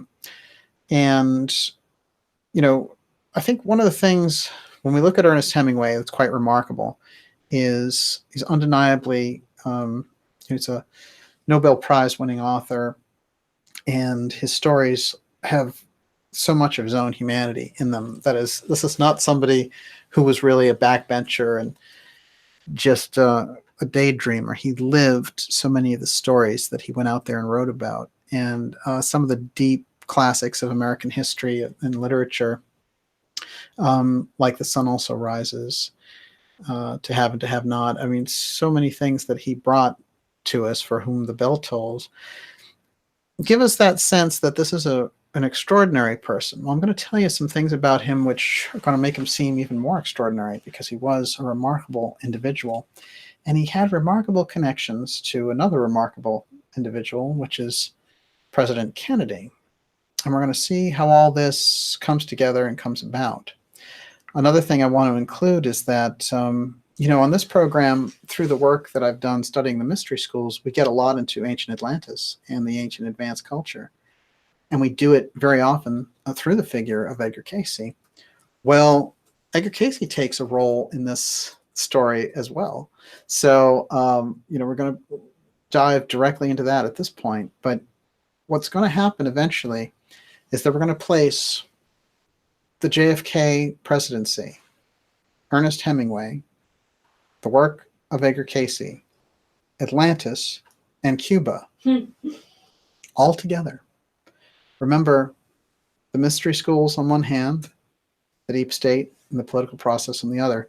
These things form the heart of the X series and what we need to study. And this is exactly where we're going next. But before we do it, Miss Olivia, okay, go ahead and give me that question. I just wanted to ask you, how did you first find out that there was a link between Hemingway and JFK?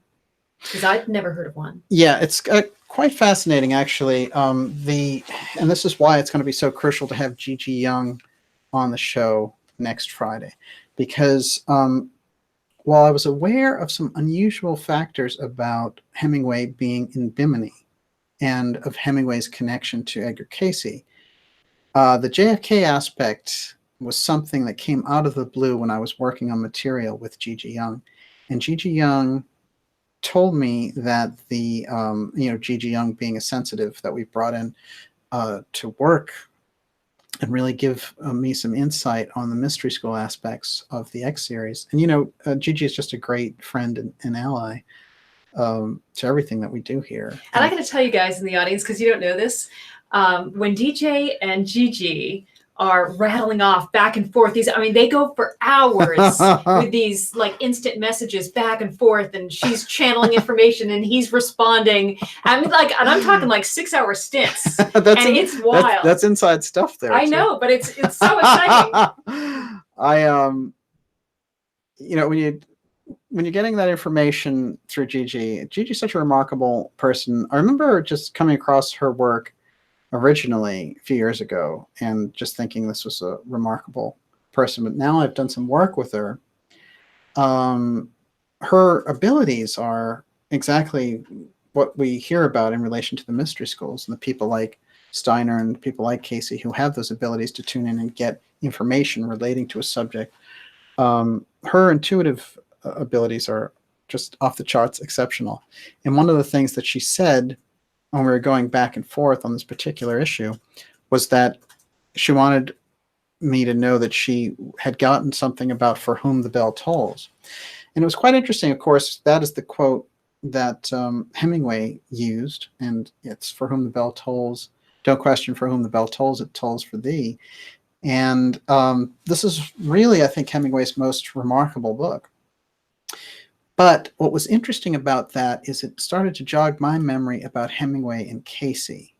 And then what was odd is she and I happened to be talking about the JFK political aspect, and it just came together over a few weeks of studying this. And by the time we got to the point of the JFK Library hosting a Ernest Hemingway exhibit and all the stories around that, and having seen that, it really opened the picture up dramatically. This is the power of the X series too, and this is what happens when you use the steganography. It is like the Rosetta Stone, because things open up that just weren't apparent before. But let's figure out a few things here in relation to JFK and Ernest Hemingway. One, there's a large-scale exhibit inside of the JFK Library relating to Ernest Hemingway. Two, all of the papers that were obtained by Hemingway's widow from Cuba went to the JFK Library through her friendship with Jacqueline Kennedy. Let's take a look at a few of these interesting players around this. Of course, nobody more interesting than Ernest Hemingway himself. And in terms of the information we're going to cover, literally from here through the next 2 episodes, we're going to go deep into Hemingway and his connection to this, because it is quite remarkable. But this is Ernest Hemingway with his Old Man and the Sea. Became an incredible book. This is somebody who, in his early life, had been a journalist and had opened up by traveling through Spain and through Paris to all these different artists like Cézanne and Gertrude Stein and all these different people. And they had made this remarkable impact on him. And I think he really got that up close experience. And one of his famous quotes about that period when he went to Europe was that we were poor and we were happy. How often do you hear that? Mm-hmm. And I remember reading a very interesting quote from him where he was so poor that he was starving.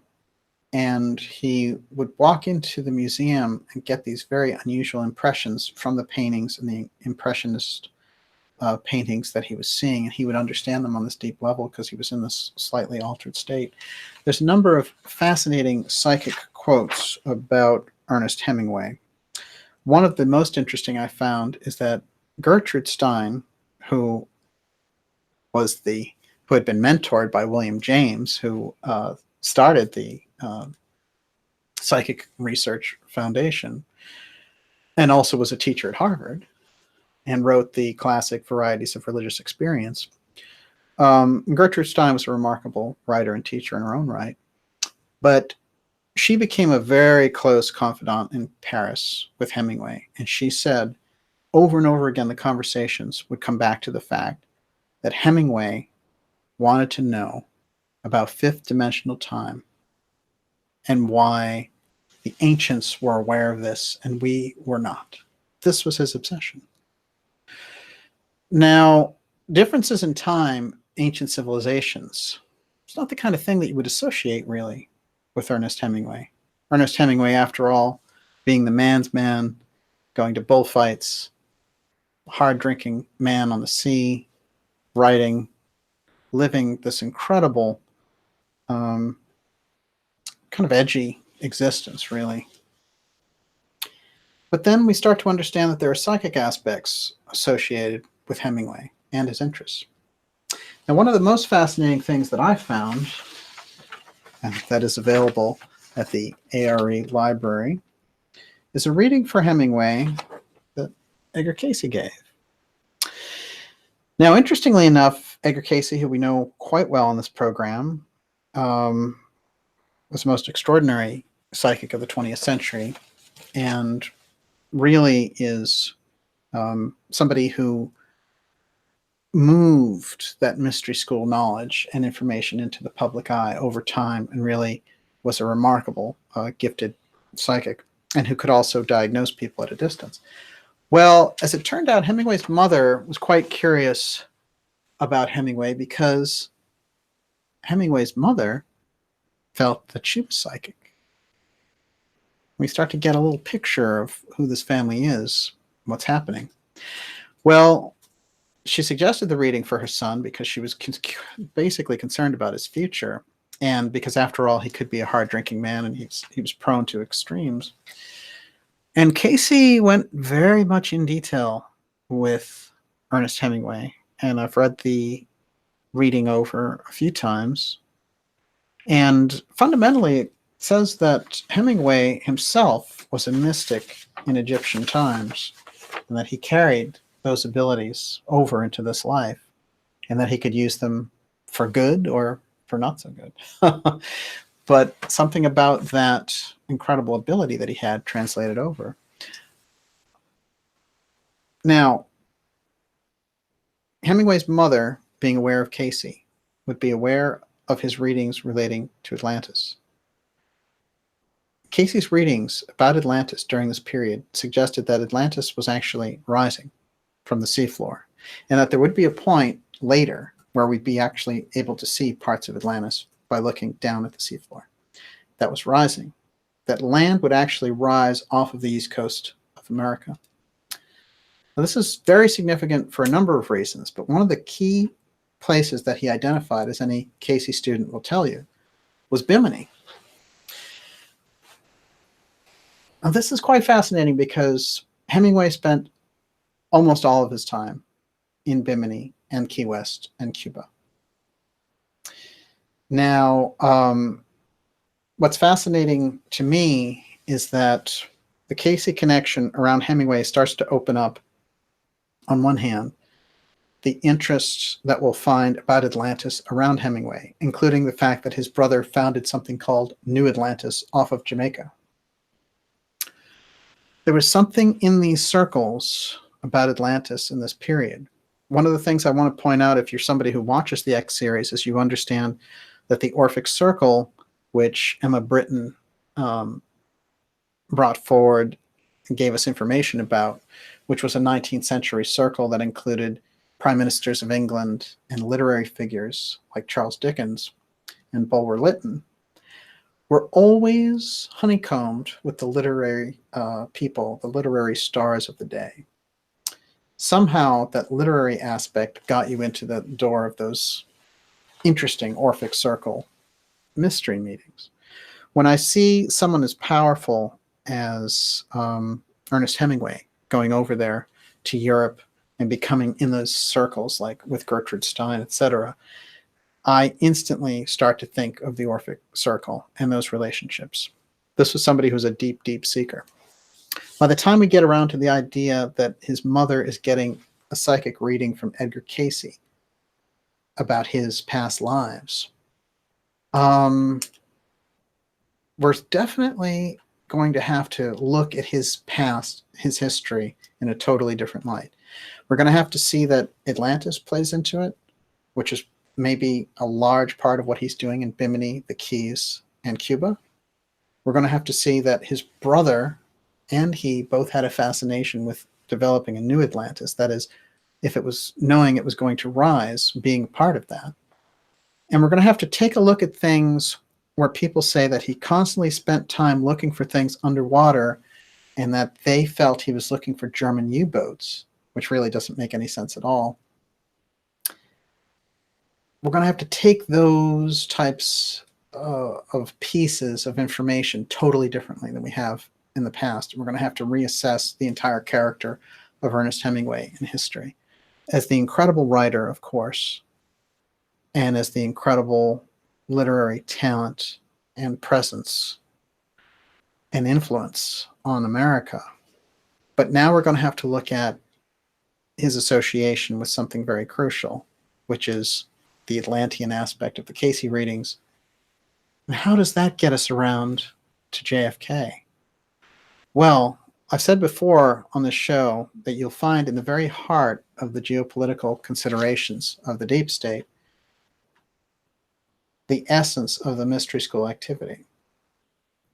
And we, over the course of the next couple of episodes, are going to find exactly that. And we're going to find Ernest Hemingway in the very heart of those discoveries. Some of the information is quite remarkable. And as we're laying it out here, I think you're going to get a sense of how powerful this information is. Of course, when we take a look at Hemingway starting out, that figure who'd been, after all, through World War I, and who'd had an out-of-body experience where when a shell blew up, he left his body and came back, and described this. We're looking at somebody who had a kind of a mysticism built in. And if you look at his Cayce reading, you really get a hint for that.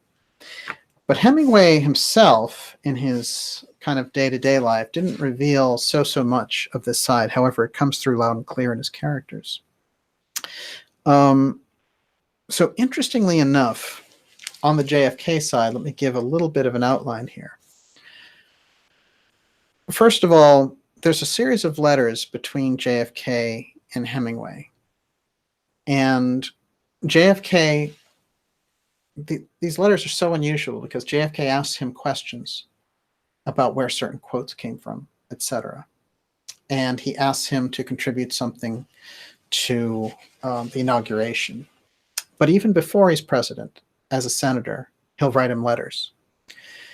And JFK will also turn out to have been close to Gertrude Stein when he was in Europe, who was a close friend with Hemingway. Starting to get a real interesting connections picture when we look at this. But as it turned out, Ernest Hemingway had something they called a vault in Cuba. In the vault, yes, Miss Olivia. Is that anything like a time capsule? It is indeed. So it is, for our purposes, we can definitely call it the Hemingway capsule, because that's what it turns out that it is. In the vault, he keeps things that people don't know what he's keeping in there. After all, he's Ernest Hemingway. He has this incredible ranch there in Cuba, which they called Finca Vigia. And interestingly enough, his this ranch house that he had became quite a fascination during the Kennedy administration after Ernest Hemingway had committed suicide. Now, when Ernest Hemingway, one thing we have to keep in mind about Hemingway is that the FBI and the CIA hounded him his entire life. So he was somebody who was in their target zones, and we've never quite understood why. And we haven't known exactly the nature of that surveillance. There's a lot of records about surveillance, but they never say, are they tracking him because they think he's a communist? Are they tracking him because he's associated with revolutionaries in Cuba? What is it? What is it about Hemingway that they're so obsessed with for years? Well, this story, which I think is quite compelling, talks about this letter from Ernest Hemingway's widow that could solve the Cuban farmhouse mystery. It's a great little picture of Mary Hemingway, who became a very important figure in Hemingway's life. And when they were married, you know, they were inseparable. After Hemingway dies, a strange thing happens, which is Mary Hemingway goes through channels to get to President Kennedy, who after all had his own back channels to talk to Hemingway, to talk about X. And she says, Ernest, his capsule, this vault is in Cuba. We need to get it. And Kennedy turns to his national security team, taking this suggestion very, very seriously. Let's see if I have this picture of Mary Hemingway and Kennedy together. Wow, how often when I'm looking for a picture do I actually find it? This is kind of impressive. What do you think of that? Quite remarkable. Wow. Mary Hemingway. Very cool. What year is that? This is in 1963, after Ernest has committed suicide. Here we have President Kennedy with Mary Hemingway, Hemingway's widow. Mary Hemingway has come to him to get the capsule from Ernest Hemingway's ranch in Cuba, which in the midst of all this revolutionary activity has become out of her grasp. And she's concerned about it. Kennedy works with the national security team to send a team into Cuba to obtain the capsule. And then he decides, through direct channels, to provide her with a note. He sends her into Cuba undercover. She walks directly to the ranch, and Fidel Castro is there. She hands Fidel Castro the note that neither she nor we know what it says, but it's a note directly from Kennedy to Castro. Mary Hemingway is allowed to take the capsule that Ernest Hemingway left and leave Cuba, come back to America with it, all based on the power of this note that Kennedy did independently outside of his own CIA State Department. The note, we don't know what it says. However, we do know that Mary Hemingway was smuggled back into America with the capsule on a shrimp boat. That's basically one of those ops which you're really carrying something quite undercover. Now, subsequently, President Kennedy's assassinated. Mary Hemingway gives the capsule to Jacqueline Kennedy. Jacqueline Kennedy makes it a part of the JFK library that gets started. Now, the material for what was really in the capsule and why Ernest Hemingway would be keeping secret material. After all, Hemingway's manuscripts, you know, you put them in a safe, you're all set. What is this vault? What is the capsule? Well, we get a lot of insight on what that is. Let's start with Ernest Hemingway's brother. I'm gonna break in here. Yes. Everybody wants to know. They want to cut to the chase. Okay, Deborah Gale asks. First of all, it's gonna take 3 episodes. Trust me. Okay, but they want to know this. Okay, Deborah Gale says, does DJ think that Hemingway really committed suicide, or was he suicided? Can you just throw him that bone? Well, what's interesting, I'll say this, which is his brother, who I'm just about to talk about here, felt that he was suicided. and he felt that he had been removed. And what's interesting about all this is that Hemingway himself felt, especially during the last year of his life, that they were closing in on him, and he had become paranoid about this, when in fact he had dealt with 30 years of scrutiny from the FBI and a couple of decades of scrutiny from the CIA. But he really felt that they were closing in on him, and nobody quite understood why would they be closing in on you, and he never explained it. However, if Hemingway and his escapades around Bimini, Cuba, and the Keys were all related to the work that Cayce had brought forward about Atlantis Rising, and that's where we get the Bimini Road, we need to study this aspect really closely to get a handle on it. Remember this. There's no doubt that Hemingway got a reading from Edgar Cayce. It's on the record. There's no doubt that he had a capsule in Cuba. There's no doubt that Kennedy worked through a back channel directly with Castro to get that. It's all on the record. So we don't have to guess at that. The curious thing is, what's in the nature of the capsule? What's in the nature of Ernest Hemingway's life in Bimini, which after all is where Cayce said Atlantis was rising, and where the Hall of Records on this side of the hemisphere would be.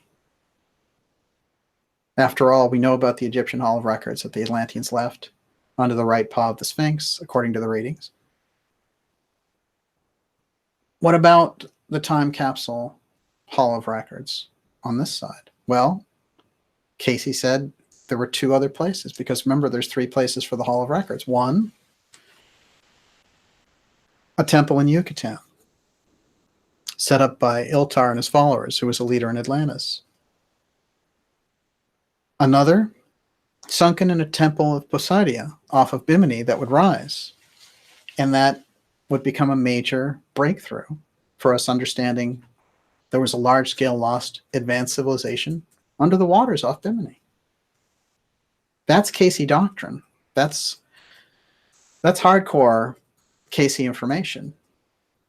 To find Ernest Hemingway in the very heart of that is remarkable. But furthermore, we get the most detailed information, not just about Bimini and the Bimini Road, which is a large-scale structure under the water that they discovered in 1968 when Cayce said they would. That's part of that temple of Poseidon rising. There's another story with facts about a civilization discovered, relics, pyramids, cities, off Cuba by Paula Zelitsky and her husband. Paula Zelitsky being a Russian who was an engineer, oceanographer. In fact, she had worked since the late 60s for the Russians off Cuba, studying the ocean, supposedly. In 2001, Paula comes forward with large-scale discovery. Let's take a look at Paula and some of her discoveries. I guess first, let's look at Ernest Hemingway's brother, Lester. Ernest Hemingway's brother, Lester, founded New Atlantis. Ernest Hemingway's brother, Lester, searched for ancient Atlantis.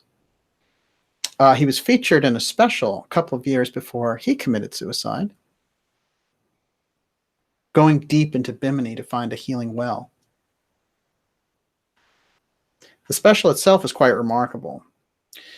And the things that he says in relation to the Atlanteans is that the well that was created by this advanced civilization that existed in Atlantis.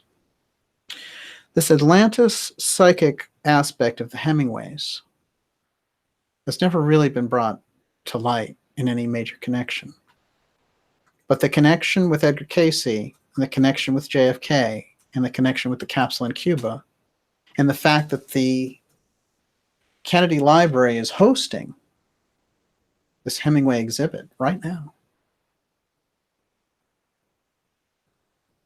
You know, it's interesting. I was talking about Kate, who went with me to the Kennedy Library, and Kate Schneider, who's doing her, her own journalism, and we got together on this, and it's remarkable because we both had that feeling there, which is, what is this doing here? Why is Ernest Hemingway's work displayed in the Kennedy exhibit? If we really think about it, I mean, James Joyce, there's so many things that would go along with the Irish president, selection of literary people, sure. One author, Ernest Hemingway. Let's go a little deeper into why. I mentioned Paula Zelitsky. Paula Zelitsky, with her husband and a team, went deep off the coast of Cuba. Of course, she'd been off the coast of Cuba now since 1968, working for the Russians and their explorations. Well, they obviously found something down there. In 2001, she announced through the Cuban government that they had found cities, pyramids, roadways. This is what Cayce was referring to. This is Paula, who is in Canada now. Is a very active person. I've reached out to Paula, and I hope to have her come forward. She does have an autobiography out there, but she hasn't done anything actively since 2013. And the story around the city off Cuba has also suffered a little bit of a blackout. But I do feel that Paula's work is significant. And when we take it together with what Ernest Hemingway was working on and his fascination with searching for U-boats underwater, these things are starting to come together. We're starting to understand the fundamental nature of this. What Cayce had seen as a large-scale rising of Atlantis, the Temple of Poseidia, and the Hall of Records off of Bimini, is related to what we've seen about the unusual circumstances of Ernest Hemingway living in Bimini, his brother living in Bimini, his brother founding the new Atlantis with a new constitution, Hemingway's own readings with Edgar Cayce. Who predicted this in the first place? Edgar Cayce. Hemingway's mother saying she's psychic. The Cuban Missile Crisis. Well, we understand the Cuban Missile Crisis from one political angle of nuclear missiles being put in there. Why the incredible hotspot over Cuba? Really? Let's think about it with different eyes. If it had been determined that those ruins were there by the Soviets, and they had gone in to kind of back that up to make sure nobody was going to get their hands on what they had found, it explains them playing their hand that heavily in that period of time. It also explains a lot about them funding that revolution. Sure, there's a kind of traditional communist story about these Latin leaders getting backed as a way for the Soviets to have a sphere of influence in this hemisphere. Absolutely. But to bring the world to the brink of World War III? Let's think about it a little bit deeper. I do feel also in the family of the Hemingways, trust me, over the next two episodes and the rest of this one, we're going to touch on this.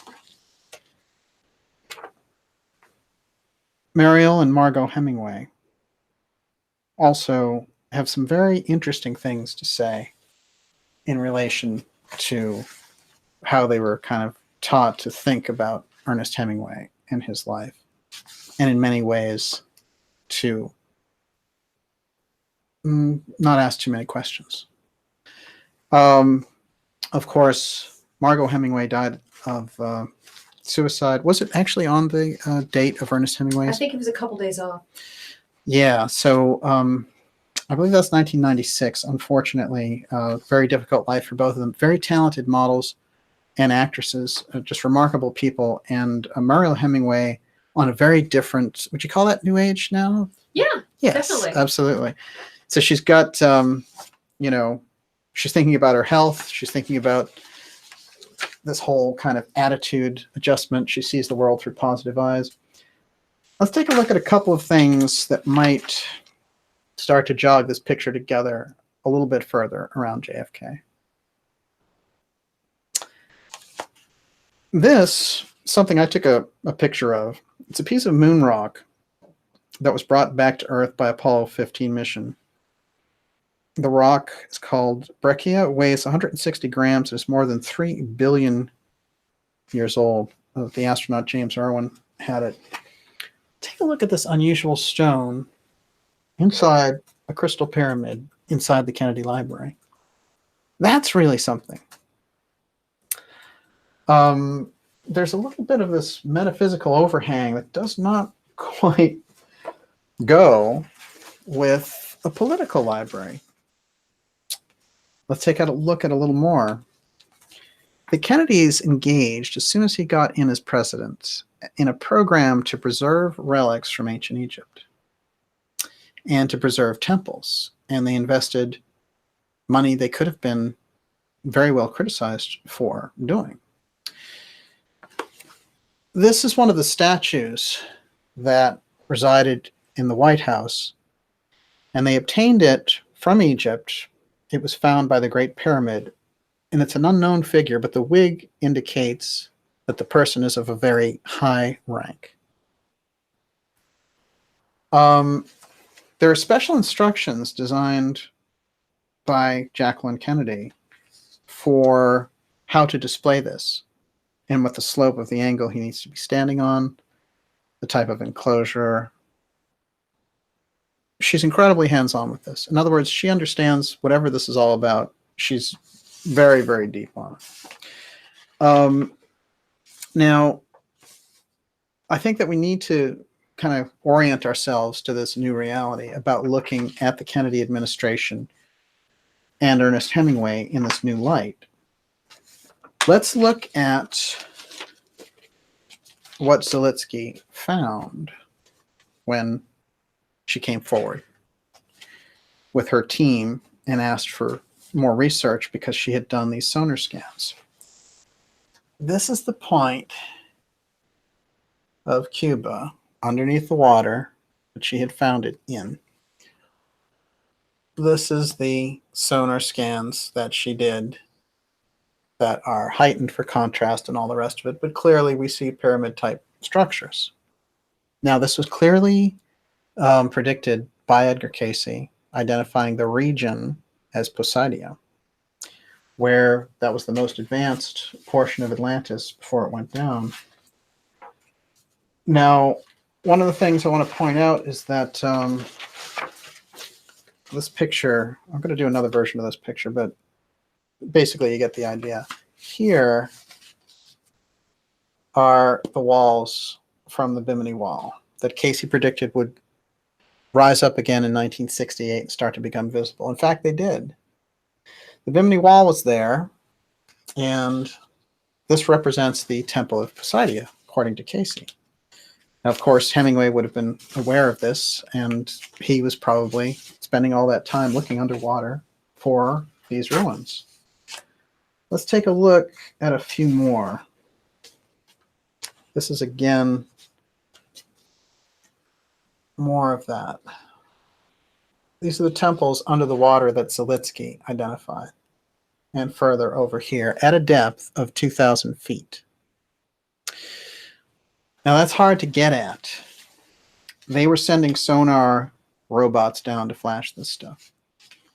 But the stories were carried even in mainstream journalism, New York Times, Washington Post, National Geographic.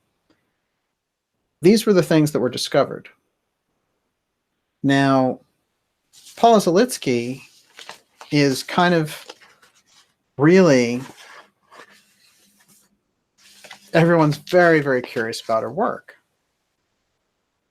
But she's also in a tough spot because on one hand, she works for a Russian team. On the other hand, the Cubans control the entire area. So they control what she can come out with also.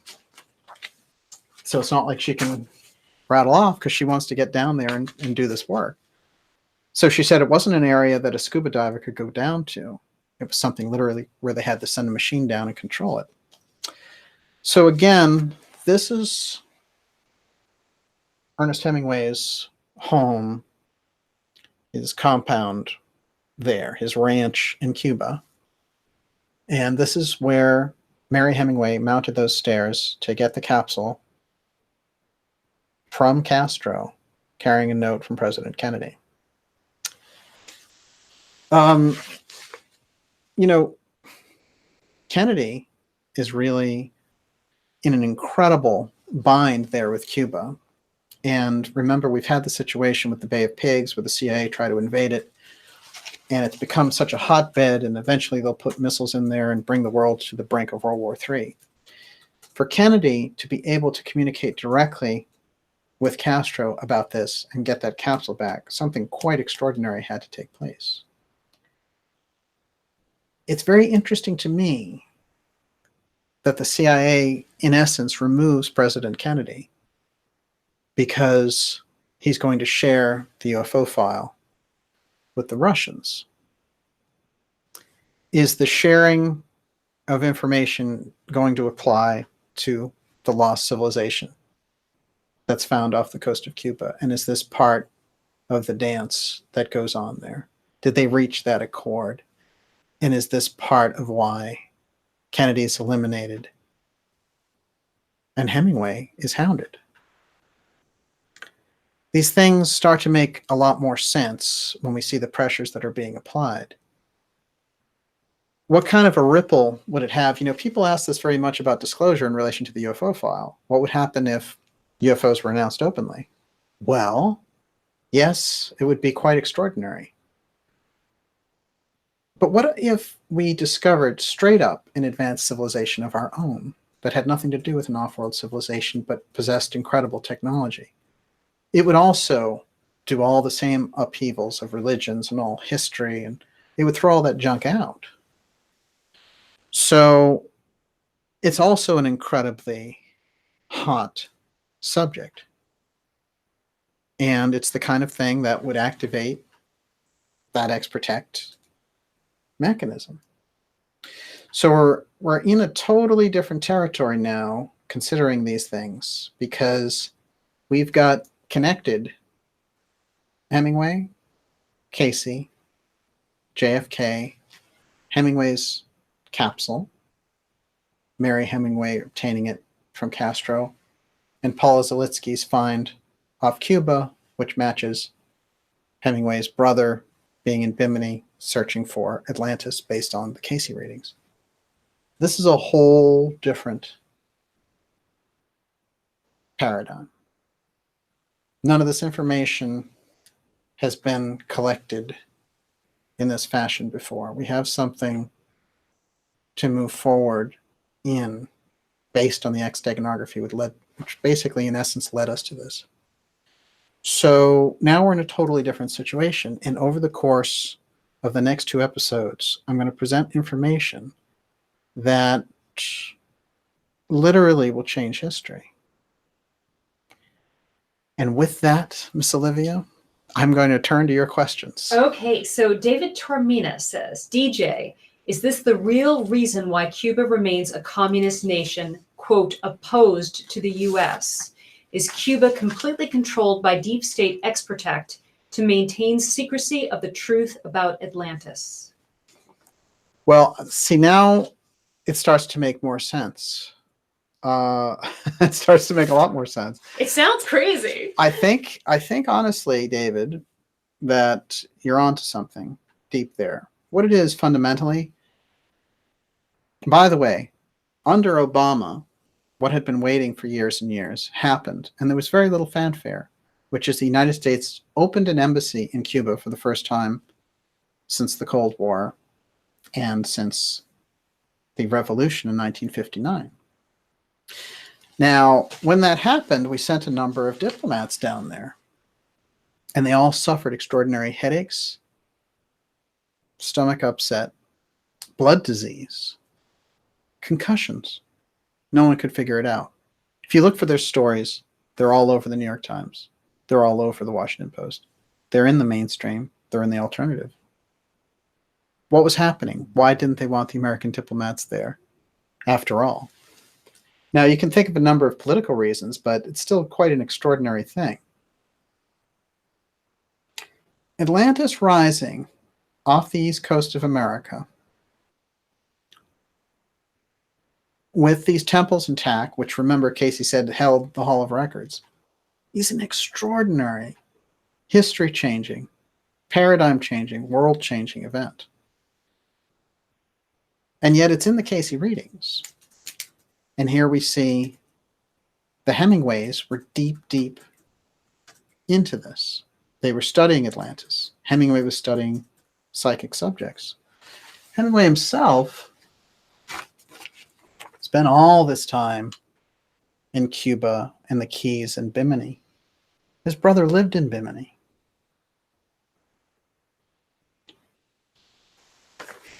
We have to start to kind of get our heads wrapped around this totally differently.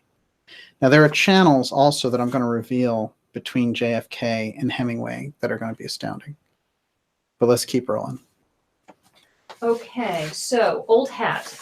Why did the National Geographic renege on the investigation? Well, are you talking about Paula Zelitsky's Yes. investigation? Mm-hmm. Yeah. Well, it's quite interesting. It seems like she couldn't get any more permission to disclose things at a certain point. And I also think that they were trying to shut her down. What's interesting is, and this is quite remarkable in terms of tying the two together, I was reading through New York Times archive articles today about it. And one of the archive articles states clearly that this could be Atlantis, or it could be leftover equipment that the Soviets had there for the Cold War. So we'll see. It's like a wait and see thing. I thought it was interesting they tied it into the Cuban Missile Crisis. It seems to me that there was a cover-up that took place there in 2001 relating to this, and that she would surface from time to time giving out the information that she could. And when she finally published her biography there in 2013, and she's, an excellent scientist, and there's nothing, I wouldn't say anything about Zelitsky's work that it's not like she's hiding anything. It's that she's working for people who allow her to say so much about the project she's working on for the Cuban government. But if you look at her autobiography, you're going to find that since 1968, she'd been working in Cuba for the Russians studying the ocean. Well, did they take one of their best people and say, we've got ruins down there, tell us about what's going on here? Now, it is strange that in 2001, some 33 years later, she can say this. So in essence, she may have been looking all that time and finally found something. But in any case, it was announced. We all know about Zelitsky's find. But nobody goes down there to see it. It's 2,000 feet down, and the Cuban government controls the space. This is quite remarkable, because if that is Atlantis, and it sounds like it, it looks like it, what else would it be, after all? Then a lot of the political tension, the extremes, the World War III push, all these different things about Cuba and the United States start to come into clarity, including the fact that JFK, if he was working through back channels with Hemingway and Castro, to somehow bring these things out in a joint position, just like he was trying to bring out the UFO file in a joint position, which we have in an actual CIA document. It's not somebody guessing. He was trying to do that. This other part is very interesting, though, and Hemingway's capsule, it goes deep, because what we do know is that saying that the capsule just had old stories and things that he had written, no, that doesn't add up. And also the fact that they said that the contents were delivered to Jackie Kennedy, and then she subsequently put them in the JFK library. Well, certainly there are aspects of Hemingway's life in the JFK library, yes, but what was actually in the capsule? So there's a lot of different pieces to this now. Okay, Miss Olivia. It's interesting. The chat's getting very quiet, very focused. They feel you're onto something huge. Yes, no question. And nobody can wait till next week. Yes. Okay, anyway, that said, Najat Madri, any connection to the New Atlantis and Bermuda Triangle? No question. Look, the Bermuda Triangle, the fundamental story about it is that if you study the Cayce readings, and we've talked at length about the Two Eyes Stone being set in reverse, the Two Eyes Stone was something that powered the entire continent of Atlantis. When it was set too high and went into reverse, basically it pulled down aspects of the landmass with it. Now, it happened over a series of cataclysms over years. So what we see going round and round there, when we have ships disappearing and planes disappearing, that's the Apotheum effect of the Two Eyes Stone, which again upsets the runaway physics of our reality. It's a reality distortion field. That's what the mystery schools cautioned us about. That's why they left the X Steganography in place about it when they referred back to that technology. It was a big no-no. It's locking up the X over and over again, and just a few people being able to see what that is. So absolutely, the Bermuda Triangle is associated with this, no question. This is intriguing. Real Ufology says Hemingway was an intelligence asset, suspected of being a double agent, working for the USSR, FBI accused of killing him. Nobody wants to believe he was a spy. What was the accused of killing him? The FBI was accused of killing him. Oh, yeah, interesting. Well, his brother, Lester, felt that Hemingway had been killed by the CIA. So Lester himself, just a couple of years after he appeared in the special about this Bimini well related to Atlantis, and they showed him swimming in the well, he was found having committed suicide. If you look at the Hemingways, right down from the grandfather there, you know, he took a bunch of papers out and set fire to them on a table and then shot himself in his driveway. And then when we look at Hemingway, who really seemed to love life and take on every challenge, you know, if he's so suicidal, why was he afraid people were going to take him out? Wouldn't he have just said, hey, that's great. I'm suffering, let them take me out. No, there's something very strange about his suicide. The subsequent suicides in that family of his brother and of his granddaughter, Margaux, I think are also very unusual. And if they relate to this knowledge of this ancient civilization that came through the Hemingways, because they studied the Cayce material and got readings from Cayce, well, I think we could be looking at an extraordinary situation. So in terms of how these people die, becomes very, very important.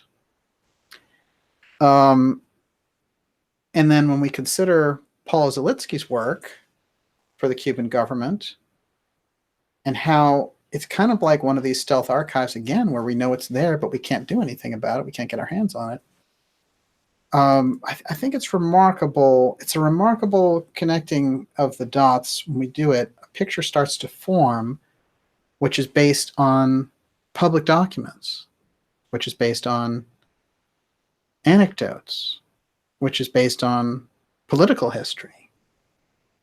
This is not somebody coming to us and saying, hey, I saw something. I had this incredible experience. We've got an actual document trail. We have historical figures involved. This is something we can get our hands on. Okay. A cult fan wanted me to ask you about Manly P. Hall's astrological prediction of JFK's death. Absolutely. Well, this is something that's been on the record for a while. But Manly P. Hall, being associated with the mystery schools, he knew a lot about astrology. And the mystery schools, the way they read astrology is extraordinary. I think somewhere Steiner pointed out that they knew Blavatsky was going to be born, and they were concerned about it. Think about that. So that all came out of their astrological knowledge. So their ability to read exactly what's happening, I think, is phenomenal. But what Manly P. said in relation to JFK's assassination was fairly close to it, which I think makes it significant. Wasn't it like a month apart? And he said, literally, his astrology reads, one, that his health isn't so good, and that the danger factor is so high that, in fact, Manly P. Hall and Gene Dixon had both predicted the JFK assassination. But I think particularly interesting is the connection with the mystery schools. Manly P. Hall coming out and telling his students about this a month in advance. It is quite extraordinary, and you can find it. You definitely can find it because so many of Manly P. Hall's lectures are out there. So yeah, this is an exceptional story. Okay, keep rolling. Carl Jung has the most interesting comment here. Says the CIA uses dark spiritual forces to go after ones they deem termed expired. Even if Hemingway pulled the trigger, forces inspired him to do it at the request of CIA black magicians. Well, that is a really, really deep read there. And whoever said that, he calls himself Carl Jung? Yes. Very interesting. Well, Carl, you're correct that when figures like that die violently, there's a program in circles to contact them in that state. And that is something that Steiner calls one of the chief secrets of the left-hand schools, because that's not something a mystery school would do that was committed to, moving humanity forward. It's more of on the black end of the spectrum. But it's also ultimate plausible deniability. If someone pulls the trigger, and you can say, they were passionate artist type. And, yeah, there's a couple things there. I mean, he's speaking very metaphysically here.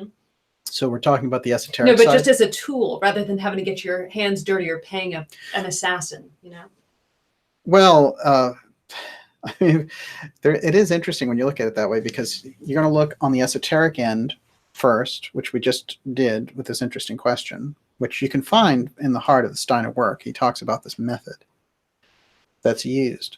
But on the straight up side, if the CIA was aware that Ernest Hemingway had in his travels, in his investigations, come across information relating to a lost civilization, especially one that Cayce had indicated had high technology, they would be very concerned about him and what he discovered and what he would share with the local leadership there, Castro, connected to the Russians. So they would really have that kind of intensity for Ernest Hemingway.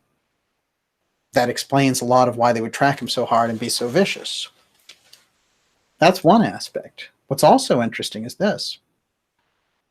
You can look through CIA files about how they studied and looked for Noah's Ark and spent a substantial amount of time and resources trying to find that. Why? Because they understand the power of these different things, and they understand the story, the echo of that X Steganography around the events that led to the demise of the previous civilization. The extent of their knowledge of it, when you think about the resources that they cover a lot of bases.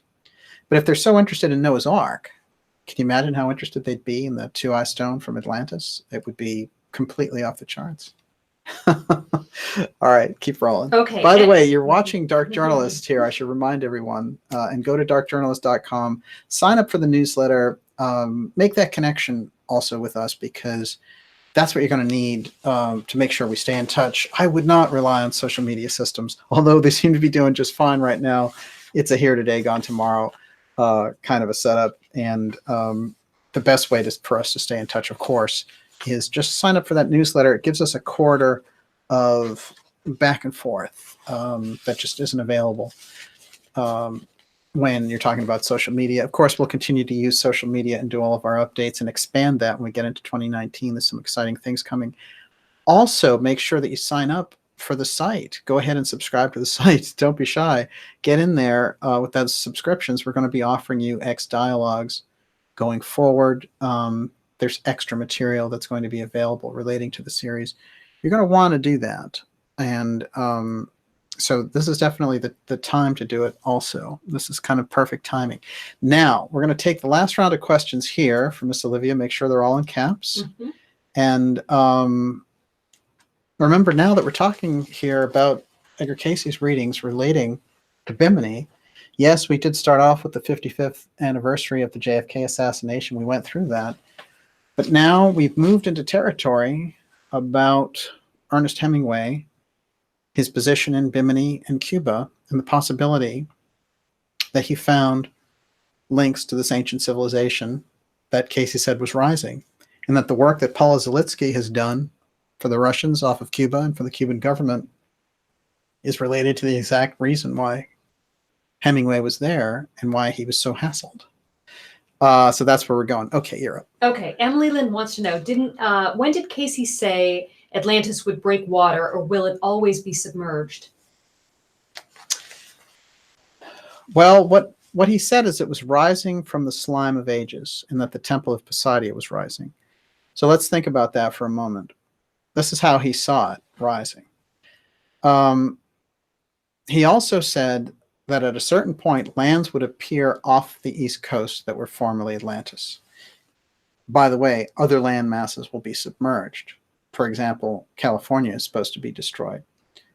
But this is a gradual, not a cataclysmic activity. That is, it's not like we can expect California to drop off.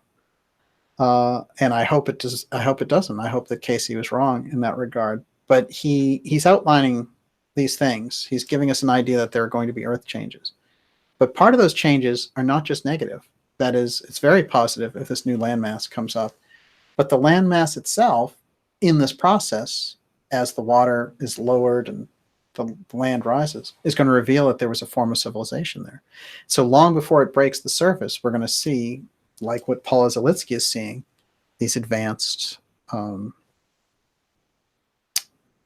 buildings, the monoliths, the things that are such a signature of these advanced civilization. It looks basically, look, Zelitsky, if you really study her work, she's gotten so close as to look at the buildings and what's on them. And what she's seeing is a type of hieroglyphics. Okay, so the hieroglyphics is what she's seeing. But when they asked her directly, did they look like Egyptian hieroglyphics? She said, no, they look like Mayan hieroglyphics. Well, this is that western portion of Atlantis that became the Mayan and the Incan civilizations. So it's pretty deep. It's pretty deep.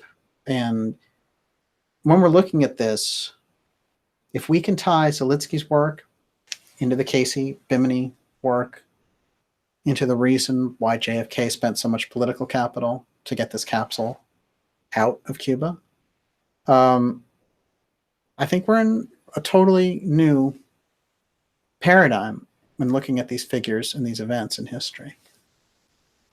Okay, you're up. Okay, Najat wanted to know, could those contents of Hemingway's capsule be in that Egyptian sculpture in the JFK library? It's a fun idea.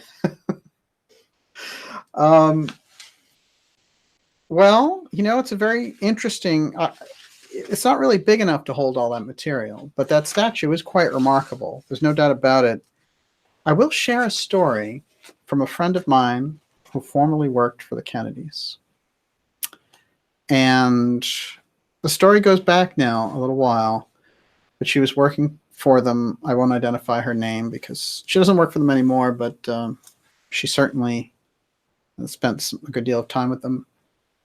And one of the paintings had broken and had fallen down, and she was going to call somebody about it. And what she found was something behind the painting inside of it, which was a transcript couple pieces of paper, kind of like this, basically, folded over inside the picture. And when she opened them up, they were transcripts of FBI surveillance of the Kennedys. I found this story very interesting because that ongoing surveillance of the Kennedys and their knowledge about it and how they apparently were hiding it even in their own pictures, I think is really quite remarkable. And I think, like with RFK Jr. coming out recently and saying he didn't believe the official story on Sirhan murdering his father, you know, the Kennedys have always kept a low profile on these things. And we might be looking at a sea change, a dramatic sea change in relation to this. Okay, Miss Olivia, we'll take the last couple of questions. Okay, so Eric Ackerley wants to know, what was Castro's relationship with Hemingway? Did they ever meet? They did. And that is something I'm going to get into next Friday. And you're going to be surprised. But yes, they met, and I have pictures and correspondence between them. And it does seem like, you know, Hemingway had a respect for the revolutionaries because, again, he was very real, right? This is somebody who was very hardcore. And so when we're looking at it this way, you know, we're getting some idea of his respect for the revolutionaries on one side. But on the other side, he may have been going with the tide because he wanted to remain there and continue to live his life there and search for these ruins. So he may have been kind of cozying up. But what's interesting is, of course, when Castro first came to power, he came here. You know, he went to New York, and he met with Vice President Nixon, and he made a speech, and they didn't know how to regard him. They didn't know he was going to go communist and all the rest of it. But that's interesting, too, because did it relate to the ruins that they were finding there off of Cuba? And is that why he took the backing of the Russians on this? Because the Russians had the technical know-how to go down there and find it. I mean, there's a lot of things that come into play now that might explain things from a less than political point of view that we'll have a better understanding of. But in essence, Hemingway had to leave Cuba anyway because it had become such a pariah country to the United States. And when he left, he had to leave his capsule behind. I mean, it looks like he left in a hurry. No question. Okay. Robert Graff wanted to know, could the well be what Ponce de Leon called the Fountain of Youth? Well, this is what, it's interesting. You can actually find this. If you search in YouTube for In Search of Bimini with Leonard Nimoy, and it's like a 22-minute documentary. They still show it on the History Channel once in a while. You can find it. But you will find, of course, we love In Search of. We love it. You will find Ernest Hemingway's brother going into that well. And this idea of the Fountain of Youth and Ponce de Leon giving us that information, that when he went into that area, they had told him, those natives had told him about this Fountain of Youth that transformed all these people. And the thing that Lester Hemingway is trying to tell us, I think, in the clip that's so fascinating is that people recover from arthritis, they recover from these different conditions that they have, but also that the well is developed in such a way that only an advanced civilization could have chiseled it out the way that they did. And another thing, which I'm going to show next Friday, are these overhead shots that show a series of lines, much like the Nazca lines, that actually crisscross right at the well. So there's something quite significant, I think, with that. And I don't know the state of the well. I've been trying to find out the state of the well and if it's been covered back over since, because that took place in 1978. So we're talking about 40 years out. But yeah, we're deep on it now. Okay, keep rolling. Okay, this is kind of a big question, but Planet Lupa wanted to know, how does all of this tie in with Joseph Farrell's ideas about Nazi International and the killing of JFK? Yep. And Ryan Hedenkamp wants to know, how do we discern UFO from vril/Nazi tech?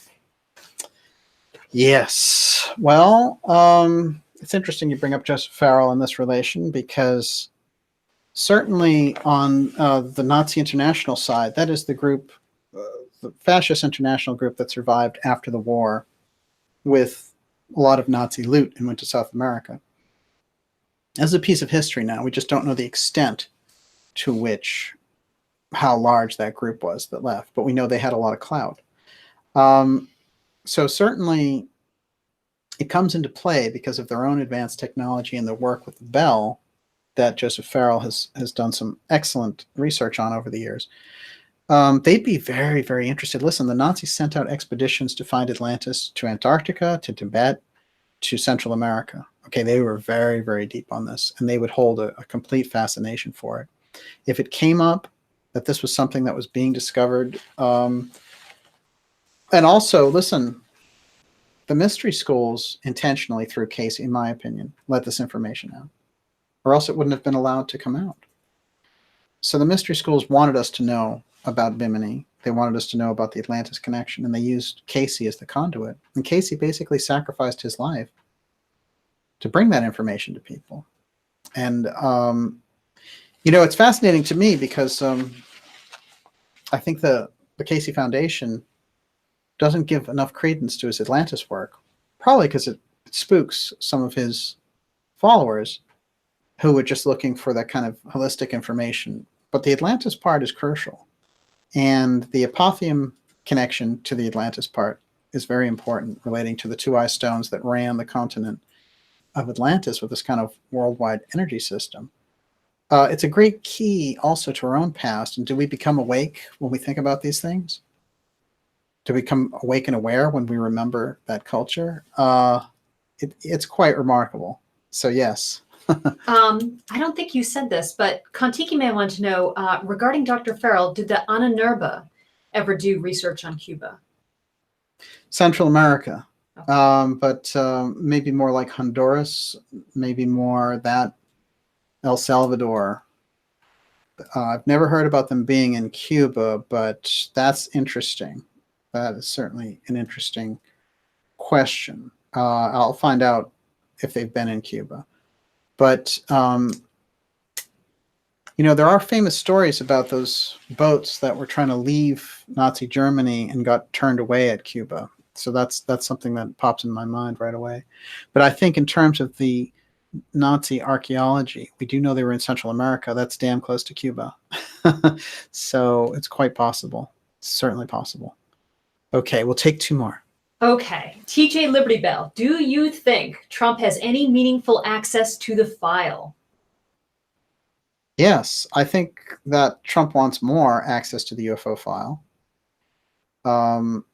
I think through John Trump, his uncle, who was mentored by Vannevar Bush, who controlled the UFO file, that John Trump knows a great deal about and worked on the UFO file, and that passed along that information to Trump. I don't think there's any doubt about it. I did an episode called Tesla, Trump, and the Time Capsule. We just crossed 300,000 views on that. It's the most highly watched episode of the X series. It's the runaway episode, the runaway physics episode. And a lot of that is covered there. A lot of that is covered. So yes, but Trump wants more, which is what the announcement of the Space Force is all about. Don't forget it for a minute, that there was no political reason to announce the Space Force when the Space Force has to go through committee, it has to go through congressional hearings, it has to go through the Senate, be voted on. You can't say to the military, start a Space Force like he did over the summer. That was a very deft political move. We'll see if it pays off. But yeah, pretty wild. I certainly, when I look at Trump, I feel that he knows a great deal more than he's given credit for. There's no doubt about it. Okay. Okay, David Termina is advocating for Najat and Beau Krills, who want to know if this fight goes all the way back to the Spanish invasion. I think what people are kind of trying to piece together here is fascism, where fascism meets the cover-up of ancient magic, really. Well, look, the Nazis were very, very aware of and very, very well studied in theosophy. They understood it very well. They drove Steiner, they burnt the Gurniatum to the ground. They got rid of Waldorf schools. They were very esoterically minded for their own dark interests. So but they studied theosophy. They understood Atlantis, and they understood the power of the root culture. They may have twisted the meaning of what Blavatsky came out with and developed that Aryan thing into their own Superman mythology. But in essence, they understood the fundamentals, which was that Atlantis existed and that there was a great power to it in our own discovery, and that they had expeditions all over the world trying to find it, including Antarctica, as we know. So yes, I think that their understanding, their searches, their excavations in search of this shows a depth, a level of esoteric knowledge that inspires the entire Nazi movement. The question is, what is it that they discovered? And I think if they didn't have their hands on the ruins under the water of Cuba, which was very hard to get to at the time and still is, the timing wasn't right either because the land was rising. I don't think they got their hands on that. But I think a lot of people want to get their hands on it now. And some of those may be Nazis. Okay. We'll take one more, Miss Olivia. Ben Jojo says, how did dark journalists become so ridiculously schooled and versed on this history?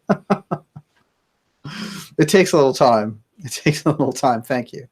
No, really, listen, I think that when you get something that you're passionate about, you spend a lot of time with it. And if you spend enough time with it, then you start to kind of inhabit it in a sense, and ideas occur to you and things open up over a series of years. And so I've been on it for a long time. And the way I look at it, you had a start on all of us because you started when you were a kid. I did. I've been reading this stuff since I was 7 or 8 years old. One of the earliest books I remember having is John Keel's Eighth Tower, which is pretty good. That's good reading for an 8-year-old. So I guess that explains a lot, doesn't it, Olivia? Yeah, but your parents always talked to you about Atlantis and whatnot, right? Because of Cayce. No, they didn't actually. They didn't? No, but there is, I mean, I wouldn't say they talked to me all the time about it, no, but it is something that they were open to. And I think that when I look at my dad in particular, I would say he was somebody who understood that there was a culture back there that was significant. And I think that he aroused a kind of a curiosity in me about what that could be. And also being very kind of electrically minded the way that he was, I think he was fascinated with the technological aspects. So yeah, absolutely. He did give me that inspiration. And, my mom was very much into astrology. Mm-hmm. So yeah, I mean, they definitely, I mean, there's a lot of different things I think that I picked up from them. But no, I think in relation to this kind of work, it is something that got momentum over time, so yes, I thank you very much. We'll take one more question. Okay. Zach Gerard, who do you think actually killed Kennedy? Well, I think that Professor Scott put it well, which is the assassination of President Kennedy was the first deep state revolt against the White House. When we think about President Kennedy, it's important for us to remember this. He's portrayed as, just this young leader coming in and having a vision of Camelot, but his vision was so transformative for the people who had set up the country and had set up the world, like the Dulles brothers, and like that Cold War apparatus that was put in place. They knew where they wanted to go to control the globe. And Kennedy represented a totally different vision. He was coming from a completely different place. He understood freedom. He was very well read, and he understood he'd been all over the globe. His father had been ambassador to England, since he grew up there. He'd been in World War II. His own boat got sliced in half. And I think that experience and being close to death over and over again gave him a kind of a spiritual insight that was informed by incredible political experience. And they were looking at this guy and thinking, we can't control him with money. We can't control his political idealism. What are we going to do with this guy? And I think by the time he got around to reclaiming the UFO file aspect, in addition to all the other reforms that he had created. He had so many enemies as a president, it's quite unusual. I mean, most presidents have enemies here and there, partisan enemies, past enemies, but Kennedy, everywhere you turn, you know, you're looking at the Rockefellers opposing him, the steel companies opposing him, elements of the deep state, the CIA and the mafia opposing him. So it's the kind of position that somebody who's a real reformer finds themselves in. But I think when he was looking at the situation, I don't feel that, you know, I don't think with the people that he was working with, when he got into these situations of tracking the CIA, he would say, I can't believe that they're doing all these things without my authority, including creating a second space program. And he would rein that in over and over again and talk about how to scrap the CIA and, you know, smash it into 1,000 pieces and scatter it to the breeze. I mean, you know, these are natural enemies. So he understood it was an extra constitutional force. And interestingly enough, Harry Truman, I had a picture of Truman and Kennedy that we'll end on here today. That's kind of important shot there, because Truman, 1 month to the day after Kennedy's assassination, would come out and say the CIA needs to be reformed or abolished. And he ran in the Washington Post his own editorial about it. And that night, according to Truman's aide, Allen Dulles, who was been fired by Kennedy, came to Harry Truman and said, you need to rescind that editorial. You need to scrap it and disown it. And Truman said, look, I'm old. You can't do anything to me. I'm not going to rescind it. Get out of here. That's what we need to say to the CIA today in terms of these records. Those are our records. And if they reveal anything in relation to the death of President Kennedy, then we need to see them. So, you know, I think we need a little bit of Harry Truman on there. What's interesting about Truman, and people don't really understand, is that he created the CIA. So for him to call for it to be abolished is extraordinary. And they've tried to cover that editorial up over years, but you can find it. It's there. I printed out a copy of it. It'll be there forever. And, you know, if anything, I think Truman was signaling, look, you know, they aren't in a position, they should not be in a position where they can remove a president because they don't like his policies. And I think we need to keep that in mind when we see so much CIA resistance against Trump from either side of the parties. Even if you're a Democrat, we still don't want the CIA running the country. And I think the deep state's role now is so entrenched that, you know, we have to really bring this out to the surface and bring the abuse of power, the overgrowth of this agency. I mean, what are we talking about? All it's supposed to be is an intelligence gathering arm for the presidency. That's it.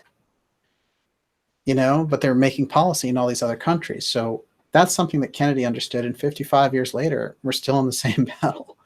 So I think it's important for us to look at, this is part 1 of 3 episodes dealing with Hemingway, dealing with this capsule, dealing with this new revelation around the lost civilization and the work of Paula Zelitsky. This is going to run deep, and this is going to change things. So I want everyone take this into consideration. Next Friday, we're coming back with Gigi Young, and we're going to go deep on this, looking at it from a mystery school angle as well. And then Saturday, we're going to present more information about it. With those 3 episodes, we'll change history, and this is part 1. We're doing a back-to-back show next week? Indeed, we are. I did not realize that. Okay. Oh, I should probably tell you these Yeah. things. What else would you like to add, Miss Olivia? That's it. A lot of people are saying this is the best X show ever. Isn't that wonderful? Mm-hmm. Thank you so much. Of course, we love you guys out there, and you've submitted great questions. We've moved a lot of the conversation on Twitter, too. If you go at Dark Journalists and at Oh Wings Girl, is that it? That's, you wouldn't believe. On Twitter? Yeah. Yes, it's a Wings Girl. Unbelievable. Olivia just holding court on Twitter is remarkable. And of course, we're doing the updates on Dark Journalist on Twitter as well. So definitely pay attention there and sign up for the newsletter. We will see you next Friday with Gigi Young and more on the Hemingway JFK connection. thank you so much for tuning in with us tonight. And the last word, of course, Olivia, what's for dinner? That leftover apple crisp is calling my name. You brought that apple crisp in. That's amazing stuff. It sounds The trick good. is not to eat the rest of it, you know? Well, the stuff's made to be eaten, is it not? I would agree. A little post-Thanksgiving buzz for everyone. And we will see you next week. One thing I want to point out for everyone, too, is that you really, this is kind of like the perfect time for us to have that connection going on. So go to the site, sign up for the Dark Journalist newsletter, keep yourself informed. And it's a fantastic crowd tonight. I want to shout out to a couple of people I see out there. Of course, Breach123, excellent questions. Lee Veltman, thank you for being here with us. Christine Taggart, always great to have you out there. And Bo Krills, a cult fan, just terrific people coming in and submitting great questions. And I've been getting great emails from you as well. We will see you next Friday at 7 p.m. Okay, good night, everybody. Have a great weekend. Apple crisp. I can't wait. Starving. Bye-bye.